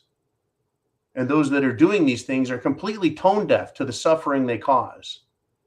And it ends up oftentimes creating their own demise, right? The rich get themselves killed. In England right now, thousands and tens of thousands of people are refusing to pay their bills. Absolutely refusing to pay their bills. Right? We've heard that in China, they're not going to pay their mortgages. In England, they're not going to pay their bills, their utilities, because it's outrageous. They can't afford it. And it's being caused by the government. Absolutely caused, right? It's not an accident, right? It's being caused. Right? And here's a fine example. Fine example. Senator Upchuck Schumer says that there's 230 economists. Actually, he doesn't say anything about the economists. He just says they're wrong. But there are 230 economists who wrote letters to Congress saying the tax and spend bill is going to make inflation worse. 230 economists and a politician, right, in his ultimate hubris and stupidity says they're wrong because what he knows, because he's been a slime bag politician this whole time. Crazy stuff, folks. This is the world we live in, where these people don't care that they're going to cause more inflation, more economic destruction. They're going to destroy more businesses. They're going to make the cost of living go up. They're going to make your dollar worth less. They don't care, because anyone that argues with them, they're just wrong. All right. So, folks, that's the internet address right up there, right? Share that with people so they come here and watch these videos and learn. Be sure to subscribe. Be sure to hit the thumbs up button, like, right? And be sure to hit that notification bell. It's bam, down there, right? Hit that notification bell. So anytime a video comes up or I post something, you get a notification to check it out. It could be important. We got that button right up here, the super chat button. Hit that button, ask a question, and you get to be on the screen, just like we've got one more coming up now for you. And we have Heidi with a $5 super chat donation. And she writes, what should I do if I get to the polls and they tell me I already voted? Kick the machine down the steps? Who do I talk to about it? Well, I sure hope that doesn't happen to you, Heidi. But number one, I would at that moment say, I think you've made a mistake. I've come here to vote now. I have not voted. Who do I lodge a formal complaint with? And ask to talk to the supervisor. Now, not only should you be worried about not being allowed to vote, but you should be worried that the vote that they claim is there probably didn't vote the way you would have wanted them to vote, right? The vote that's there probably voted party line Democrat. As soon as you're done lodging a formal complaint, make sure you get a copy of it or a receipt that the complaint was made that should have some sort of serial number or verification number so that you can follow up with it.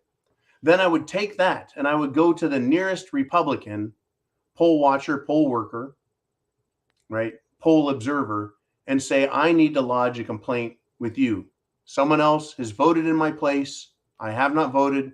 I've been cheated and screwed. I think the system is being manipulated. They should be able to direct you either by phone number or to a person that they know is right there that you can, once again, start this process. Provide them with whatever receipt you have or a copy of it. Take a picture of it so you've got a copy of it as well, right? Let them know you've formally complained that someone else has voted in your place and, right, you've been disenfranchised and you suspect fraud. Lodge a formal complaint at every step along the way and then follow up with them. Say, now that I've lodged this complaint, who do I follow up with to get the results? What happened to my vote? Right? Because we've discovered, folks, all the way back in 2000, the year 2000, the presidential election between George W. Bush and Al Gore, the lying ecological lunatic, right? It came down to 1,000 votes, a mere handful of votes in the state of Florida. Unbelievable. Every vote can count. Every vote can count. Now, where I'm at in the South, the area I'm in, it used to be Democrat, a while ago, but, the South really isn't a Democrat stronghold anymore. Right? It's about freedom and liberty, not about, well, the Democrats are for the working man. When was the last time you heard that? When was the last time that was true? Republicans are for rich, fat dudes who smoke cigars and drink scotch. Well, I'm not fat. I'm certainly not rich. And I certainly do like scotch and cigars. But, right, Republicans, right, it's now Republicans are for the regular man. Republicans want freedom and liberty. Republicans want accountability. Republicans want the law respected. You aren't going to hear that out of Democrats. They're going to tell you they want you to go get an abortion and shut up, and they'll take care of the rest. Anyways, thank you very much, Heidi. Thank you. And we've got more to talk about, right? Like at Senator Schumer. Well, he's right. Everyone else is wrong. Unbelievable, folks. Unbelievable. What do we want to talk about next? Well, Senate Republicans, well, we just talked about who they are, right? Republicans, they want freedom and liberty. They have introduced a bill in the Senate in Washington, D.C. to stop China, the communists of China, from buying American land. It has become a problem. It's a huge problem, folks. Right? We had, at the very beginning of the show, we had Darcy T ask the question, should we buy real estate? What's the point? Well, I think real estate is the point. In all truth, real estate is the point, right? It's the one thing on the planet they're not making more of. No, they used to say that, but now we've discovered that, well, you can make islands, right? You just pile up dirt and shallow water and make some more, but still, real estate is it. That's the foundation, literally, on which houses sit and nations sit. The real estate is the soil that we grow our food in or build our homes on, right? You've got to have it. So why are we letting an obviously dangerous nation, right, whose political ambitions are to destroy our country, right? That's what communism wants, the destruction of all their enemies. Why would we want to allow a political organization, another nation, to do that, to buy our real estate? especially real estate that's productive, that produces food or valuable minerals. Truly, folks, sounds like a bad idea, doesn't it? In fact, I'm going to go so far as to say that we should be asking ourselves this question. We should ask ourselves, should any communists in America be allowed to live here? You see, I would contend that in America, we've got a bunch of communists. They're now coming out. They say it, they admit it. They don't seem to understand what communism really is. I think that in order to live in America, you should be required, right, to renounce communism or leave. And I think it's great. Hey, if you want to be a communist, I don't think you should be killed. I think we should send you to another country that has communism so you can live and be happy there. You don't get to destroy my country and steal my money and my property and my livelihood and that of my children and grandchildren and your children and your grandchildren as well. I think the communists should be run out of this country, right? We'll buy the plane ticket. You bet. You can go live in a communist country somewhere else. You don't get to own property here and you don't get to run for government here. Oh, it's incredible what these people are doing. I mean, it's unbelievable. Let's just talk about Liz Piggy Cheney. Liz Piggy has got just a few more days and she's done. She is a lame duck pig, right? She is. She's going to lose the primary election, even though she's going to be in Congress, in DC, until, right, they seat the next round of congressmen and women. But her last name is Cheney, and it's not just a coincidence. Her dad is Dick Cheney, Big Dick.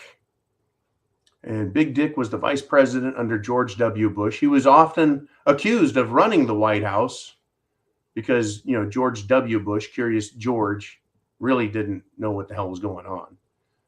But Dick was hated by the mainstream media, hated by commentaries. Dick Cheney was hated by the Democrats. And now his daughter, who is claiming to be a Republican and claims to love our democracy. It's funny how all these socialists love democracy. And I'll tell you why in a moment, by the way. Right? All of a sudden, the mainstream media loves the Cheneys. They're willing to, right, put up with Dick because now they're actually on the same team. The same team that wants to destroy America. And I'm going to put it to you this way. Let's go back to the word democracy. Why is it that Dick Cheney is concerned about democracy? Why is it that Liz Cheney is concerned about democracy? Why is it that Nancy Pelosi wants democracy? Democracy, democracy, democracy. Why do they want democracy? Well, because in a democracy, people vote for representatives. And the representatives, they vote to do whatever the hell they want. And because it's a democracy, they love to say, well, the majority is voted. The majority rules in a democracy. Well, folks, we don't have a democracy in the United States of America. These United States of America have a constitutional republic. Our rights are guaranteed. Guaranteed rights. You cannot vote rights away in a constitutional republic. In a democracy, you can vote for whatever you want. You can vote to, take property from people and not pay them for it. In a democracy, you can vote to kill 49% of the population because 51% said it's okay. It's a democracy, right? Democracy is 4 wolves voting with 3 sheep to discuss what's for dinner. Right? You know the sheep are going to lose every time. That's what democracy is. We don't have that. We have what might be called some democratic institutions and some democrat ideas, but it is a constitutional republic founded on immutable, unchangeable laws based and designed around protecting our inalienable rights. We have a constitutional republic. We have voting, yes. The majority rules, but they're confined and constrained by constitutional limitations. That's why they want a democracy, but they hate the Constitution, right? When loosely used, terms like democracy and constitution and law, right? that allowed them to confuse people, to gaslight them into believing that, well, democracy is interchangeable when describing the American system of government. It's not interchangeable. There's no ambiguity when you discuss republics and democracies. Right? There's no ambiguity. It's very clear. Right? It's very clear. Okay. Anyways, yeah, we need to stop China and kick them out because they don't like our freedoms. They don't like our liberties. They don't like our laws. They want to destroy us. Right? That's what they want.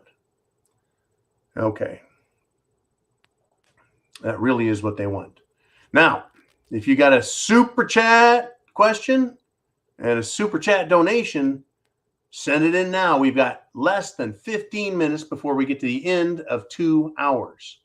The end of 2 hours, folks. Our Sunday Night Live goes 2 hours. Sometimes it goes a lot longer. In fact, next weekend, some interesting things are going to happen. But the weekend after that, 2 weeks from now, we're going to do another Sunday Nights of the Round Table. That's a heads up to you, ooh man. I see you there in the little screen. 2 weeks from now, so be sure and get lots of sleep. I don't think we'll do a marathon, but that said, yeah, next week I've got some special things to do, and we'll do our Sunday Night Live. But after that, I want to get the gang back together. I truly do. I want to get Crispy Bacon and Ooman and Vaughn and Kaz, and we'll get us all on here and have a Knights of the Round Table. And then you guys get to ask all the questions and hear all sorts of information. But on a daily basis, I'm in communication with Oliver and Chris and Kaz and Vaughn and John and John and John and many others, figuring out what is going on, right? Figuring it all out. Now, here's a big piece of the pie. I think this one's important and, well, quite possibly critical. We've been talking about some government players. We've been talking about Republicans and Democrats. And I want to talk about a big fat rhino, right? Lindsey Graham. Senator Lindsey Light in the Loafers Graham. He nodded in agreement as Sidney Danang Dick Blumenthal. Right? He mocked Americans today, folks, for freaking out because, well, I was wrong about the 70,000. It's 87,000 because the Democrats have passed this rule, passed a law, right? Passed a budget, the Inflation Reduction Act, right? Americans are rightly concerned that 87,000 new IRS agents are going to be hired. Now, Blumenthal is a big, giant, steaming pile of bull excrement. And Lindsey Graham just thought it was really cute. Right? The one agency that directly impacts individual Americans, the contact most Americans have with government is the DMV, getting pulled over by a policeman, and paying taxes. Right? We see the stop signs, we get letters in the mail, but when it comes to actually dealing with government, the IRS is a terror organization. It sparks terror.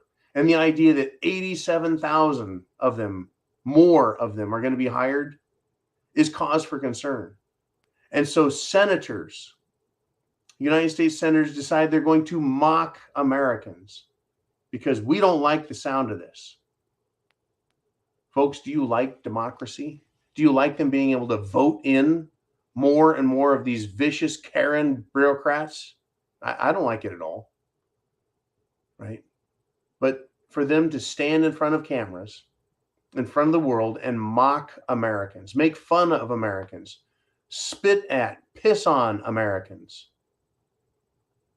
that's exactly what they like, folks. They love to see the pain and anguish. They love to see us scared. It is incredible. Absolutely incredible. Now, we're going to have some fun. I'm going to go to the Ooman. Wake up there, man. I want to get over to you a little bit early and ask you what you think. And here he is, the one, the only, man. Howdy, folks. All right. You're looking good there, man. What Does do the you mic think sound- about another 87,000 IRS agents coming after who? All of America. They're only supposed to go after the top 1% of earners, right? So apparently that's like 5 agents per 1%er, right? Right, exactly. So one agent for the entire year gets to go, I guess, run down the super rich. Yeah. I think when Biden was saying that it's only going to affect people making over 400,000, I think he was off by a couple decimal places, and the teleprompter really said anybody making over $4,000. That sounds about right. I mean, in all truth, the best way to tell when Biden is lying is if his lips are moving, Yeah, as soon as you see the lips moving, you're guaranteed it's not going to be good for us. Yeah, I don't know, man. It's frightening to see how fast we have gone into this decline in the last less than 2 years.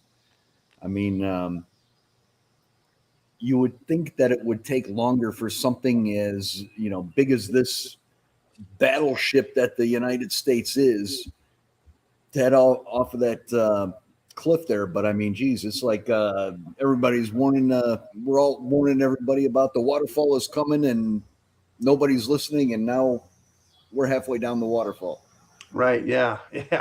Being shouted, being called conspiracy theorists and wackos for pointing out all of the obvious things, and the chickens have come home to roost.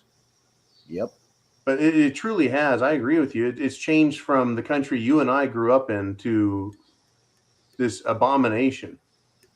I mean, one of the fastest things I ever saw hurt us was the Affordable Care Act, Obamacare. That financially put the hurt on a lot of people and businesses, and they felt it. The people that bought into that whole thing, I mean, very few of them realized how big of a scam it was, because unless you had, you were in a situation where you had to go and see your doctors and stuff, nobody realized what the deductibles were and how much that the copays were and what they would have to pay before they saw any benefit from this stuff. Right. Yeah, it really was incredible.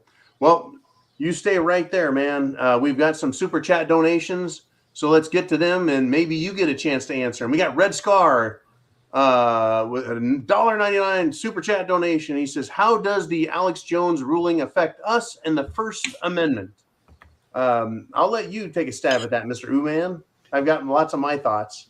Well, I mean, it's the funny thing about it is that, everybody's on the left is cheering this, and they don't realize that this can be used equally against them if the pendulum swings the other way. I mean, this should not be a left-right thing. Freedom of speech should be an absolute thing. And, just because your party happens to be in power right now and it's going the way you want to see it go, doesn't mean that can't be turned on you in another 2, 4, 8 years. Yeah. I think Bill Mayer has made that argument a few times. One of the more reasonable socialists out there. But still, if Trump comes back to power, they're going to scream and say whatever they want. I mean, they threatened to cut his head off. They burnt effigies of him, right? They made threats to the president, his family, his son, and it was fine. Madonna wanted to blow up the White House, no problem. But if a Republican says that, they're investigating them. They're at their door. You got the FBI. It's a completely different set of rules when the shoe is on the other foot. And that's, part of just like the weak-kneed Republicans that we have out there. I mean, these people do not take advantage when they're in power, and they continue to want to appease, and everything just keeps moving in the same direction, just a little bit slower. I mean, we need some strong people that are going to come out and stand up and actually do something about it. Right. I mean, I know you and I have a little bit of a differing opinion on the whole Trump situation. And, I mean, I started having my serious doubts when the Take the Guns first thing came out and Operation Warp Speed and everything else. Mm-hmm. I think Trump is probably the worst thing that can happen, because it's going to be another 4 years of kicking and screaming and burning, looting, and murdering. You know, well, I tell you, I did not like Operation Warp Speed. I think that was a screw job. I just don't know whether he did it on purpose or whether he was lied to and tricked. But in the end, ultimately, the consequences are we all suffered for it. Yeah, well, I mean, even after he was out of office, he was still talking about how this was a good thing and everybody needs to do it. And the crowds booed him for that. And he didn't stop saying that until the crowd started booing him for that. Right. So that tells me all he's doing is trying to go along and, do what's popular. So I don't have any faith that he's going to drain the swamp anymore in 4 more years than he did in the first 4 years, because he really didn't drain the swamp at all. No. Every time you go to drain the swamp, they just pour more sewage in it. Yeah. He hired. What I am pleased with, Oliver, is the fact that is that we, the people, booed him and yelled at him and told him no, and they listened. Whether they listen because we're booing or because they've realized, that they were wrong, that's completely different. I think we've got to continue to yell and scream. Yeah, well, I think the reason that they listen is an appeasement thing. I don't think that it really changes their mind and hearts about anything, but they're just looking to keep that popularity momentum going. I mean, I don't. A lot of people in the chat tonight were talking about how okay, well, if you don't want Trump, and personally, I don't want to see DeSantis go and run for 2024 and take a seat in the White House, because if he truly is legitimate, the best place that he can be is where he is right now as the governor of Florida, and keep fighting for the people of Florida and the freedoms of Florida and defying the federal mandate stuff. Right. Now, if he goes to Washington, I think Trump at least had the personality where he could stand up and really, counteract these guys, and he had that wit and everything else. But I'm not sure DeSantis is ready for that. And I mean, I really don't know who the right guy would be. I wouldn't mind seeing a Rand Paul in there, but I don't think that Rand Paul has the charisma that it would take to win this kind of a race, especially in this brutal, cutthroat political environment that we see today. Well, that's just it. In order to lead this country, you've got to be a charismatic leader. You've got to be incredibly powerful, monetarily, politically. You've got to be popular, and you also have to be as clean as a preacher's sheets, if you're familiar with the expression. Yep. I mean, you can't have done anything wrong. I mean, only altar boys. Not even an altar. You gotta be sparkling white, because anything you've ever done, and I don't believe that Trump did anything with Russian hookers and peeing, but they made up stuff. Yeah. It's absolutely clear to me, and this is why you and I and others go back and forth. Is Trump good? Is Trump bad? Was he a shill in a plant, or is he genuine? Is he the real thing? And is it really this bad? Is because why would somebody go through all of that? And if they really wanted to destroy him, which the left wants to destroy him, he would have done something at some point where they could use that against him. And they've got nothing. I mean, it's an incredible, at the very least, soap opera and saga. Well, you know what? I think the best way I could explain it is like they're all part of the same club, but the North Side mob is fighting with the South Side mob. And Trump might be the South Side mob, and Biden might be the North Side mob, and whatever. But I don't think any of them are really on our side. That's the very top powerful institution argument, where on both sides, they're extremely powerful and they're at odds with each other, but they're really not for us. Right. Okay. I mean, that's a great argument. And by the way, folks, this is a great example of how Americans should be able to talk to each other and not just go, Oliver, if you don't think the way I do, then you're an obvious idiot. And you say the same thing to me. I'm never talking to you again. You're a dumb motherfucker. Well, if that were the case, we would have been parted ways many, many years ago. Yeah. I love hearing the other opinion and your ideas because it challenges me to think about it and to always introduce more information into the equation, right? Well, I'm sure you recall these theories that I threw out a long time ago, like right after the elections when Trump lost.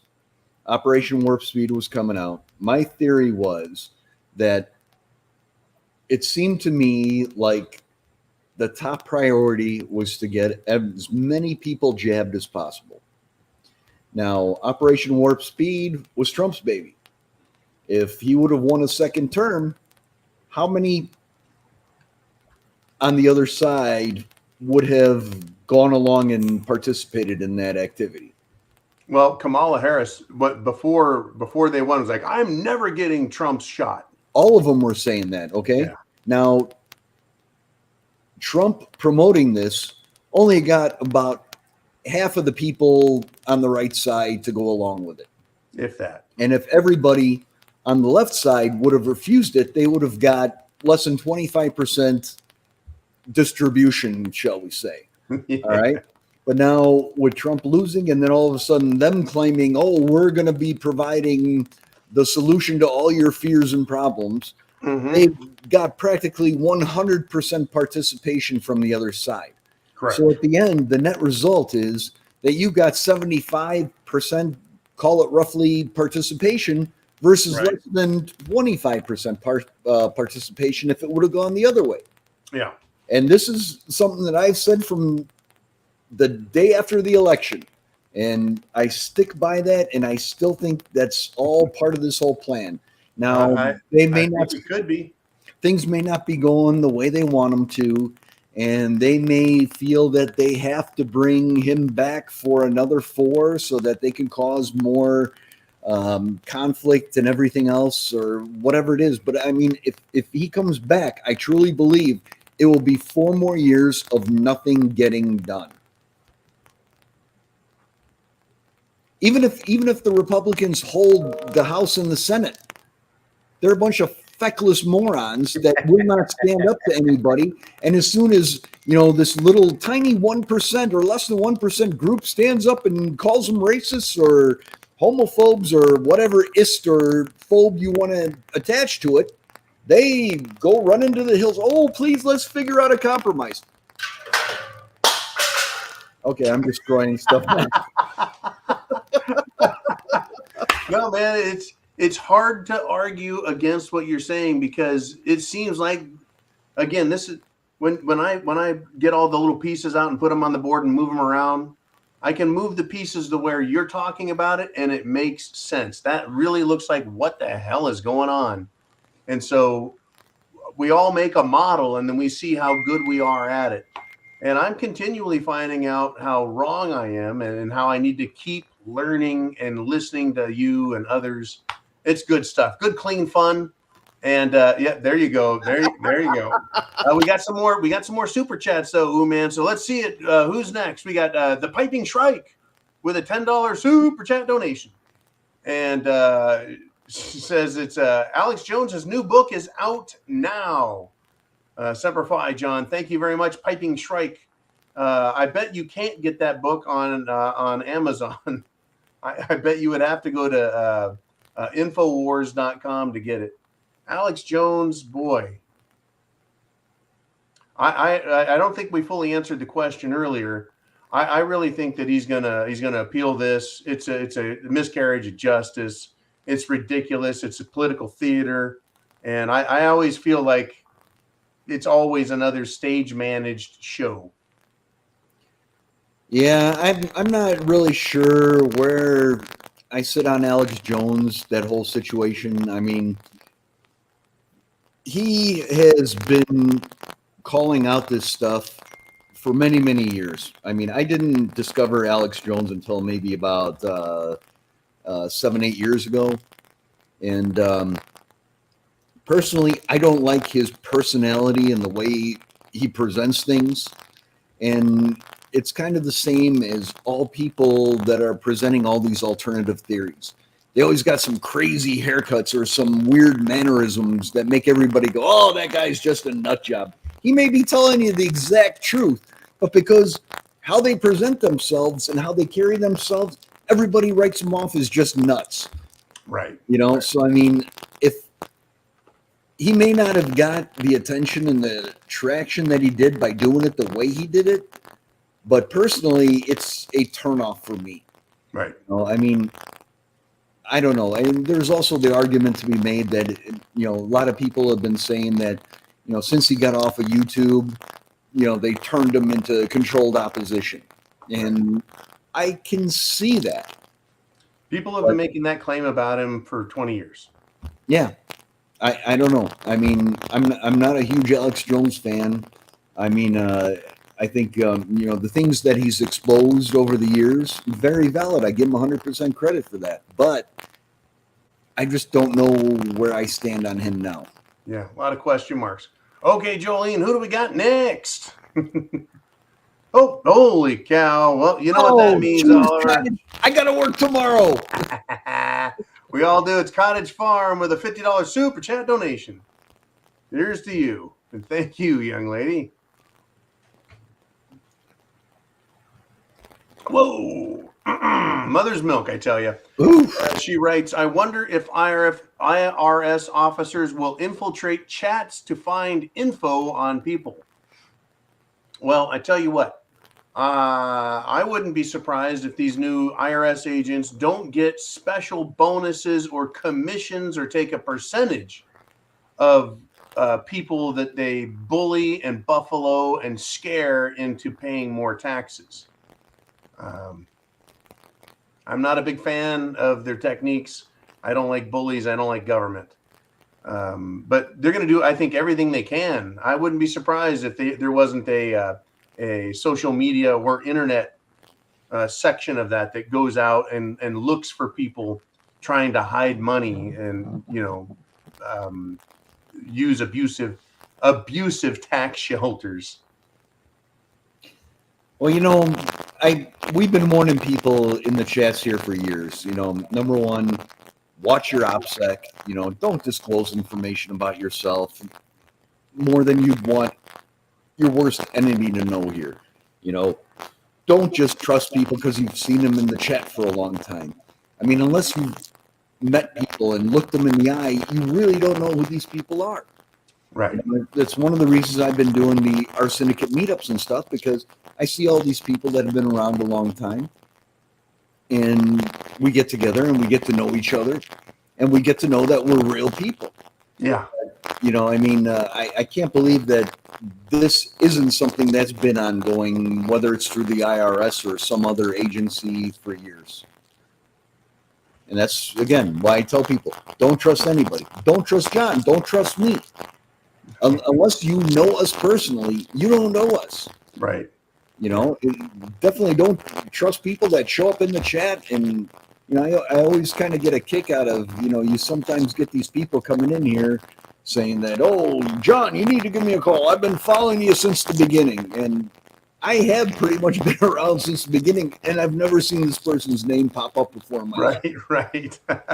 You know, so I mean, just because somebody talks nice and somebody shows up and says all the right things, don't give up your personal information. You know, you got to still cover your butt on this stuff.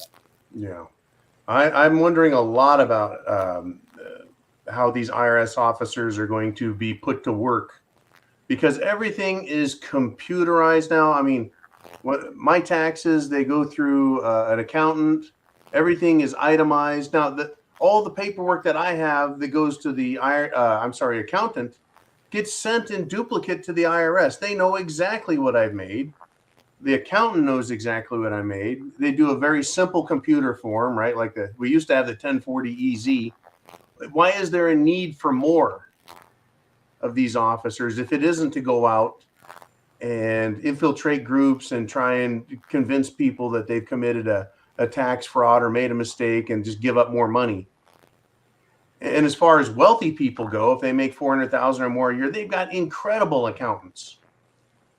And they don't break any rules. They use every loophole known to man. There's no reason for them to cheat. They've got as much in their favor as they could possibly hope for. Now, I'll also say that people who make a lot of money, rich dudes who make, $200, $300, $500, $1 million a year, they pay, the ones I know, an awful lot of taxes. Way more than I've ever paid.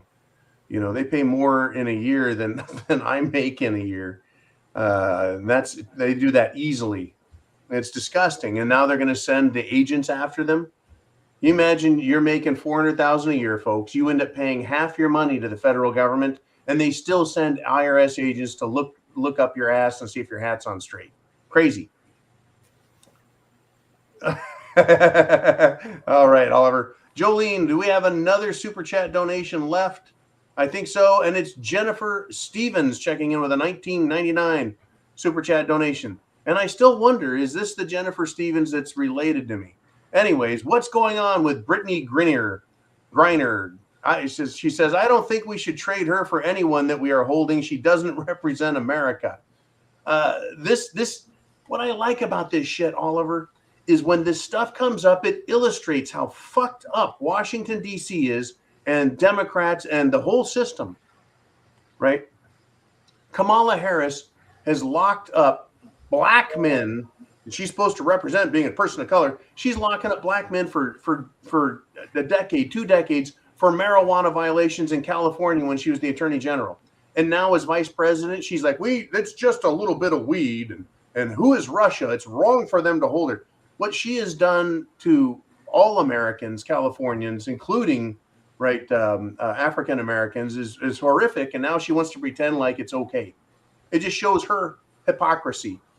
And then to say we're going to trade an arms dealer, we made this deal. We told Russia, we want to trade you a terrorist, a freaking gun dealer. And guns are the world's worst thing, right? Guns are terrible. Guns cause crime. Guns, evil, bad.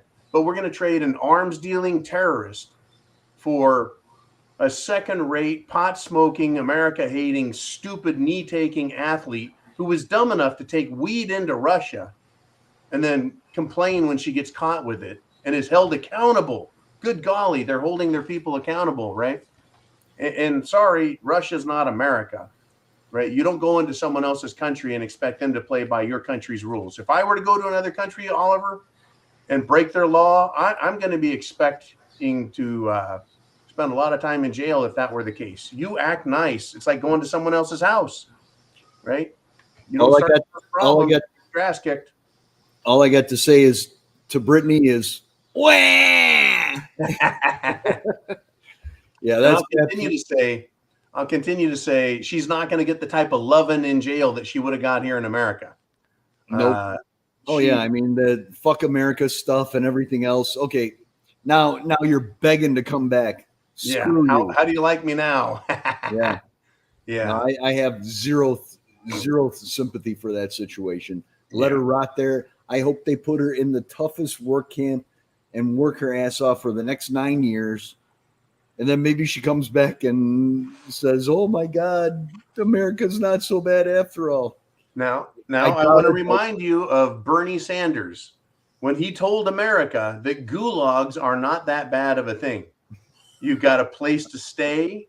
They feed you and clothe you and you do stuff, right? You pay your debt to the state. Shouldn't she be happy to be in a gulag, a work camp, while she's incarcerated in Russia?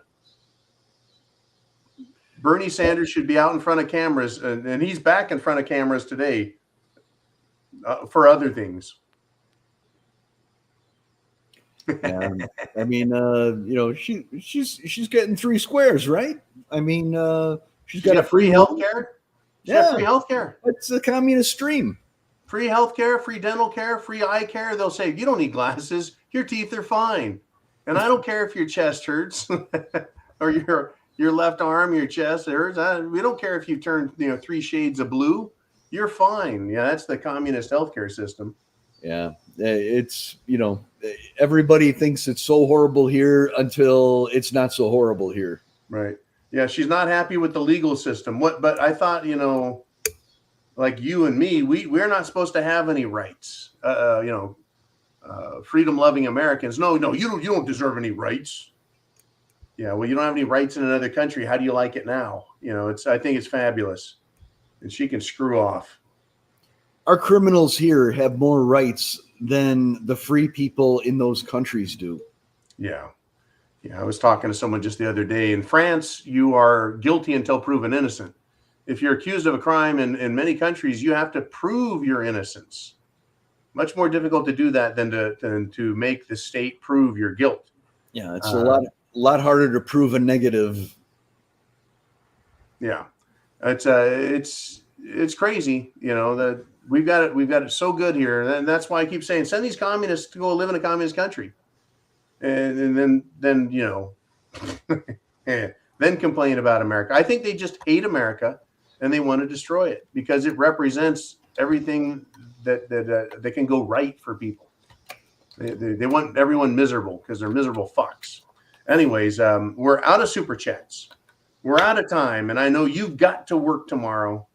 I got to work tomorrow, and Jolene just handed off to me and said that she had to start heading back. So if there's anything else that comes in, I gotta handle that.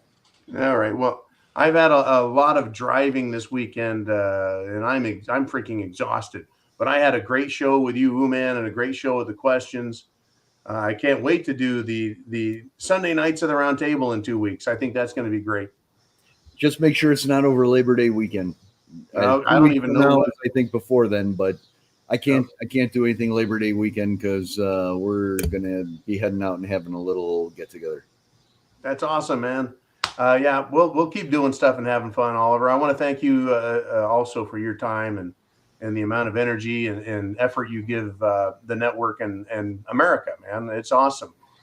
Hey, if there were more people like us, we wouldn't have any problems. Right. I'm just glad to be part of this community and that I can do my little piece here. I mean, I can't talk like you and Kaz and Vaughn can, where just get up on camera and talk. But if I can do something to help out in the background, that's great. And doing the Our Syndicate website where people go find some other resources and stuff. That's the way I can contribute. And I just love being here. And I love the participation of everybody out there. The R Syndicate is great, man. The rsyndicate.com. That's fabulous. You've done that work. All right. Well, then I'm going to sign off. I'm going to wish you well. Chance favors the prepared mind. Aren't you glad you're a prepper? I can't think of anyone that's a prepper that's like, it's just kind of hit or miss. No, man. You're like, this is it. You better be prepared. Shit's getting nasty. All right, Oliver. You be cool, brother. All right. Have a good night, everybody. We'll see you tomorrow on Subscribestar, hopefully. Or thepreparedmind.club. Or the club. I keep forgetting that. That's all right, man. Yeah. Well, we've done all we can to protect ourselves, protect the network, look out for each other, and keep big social media from screwing us over. Wow. All right. Get some rest because this week it's going to get stupid. We've got some incredible stupid coming. So get prepared, and we'll see you first thing in the morning. Have a good night, everybody. Thanks for coming out to play. Yes, sir.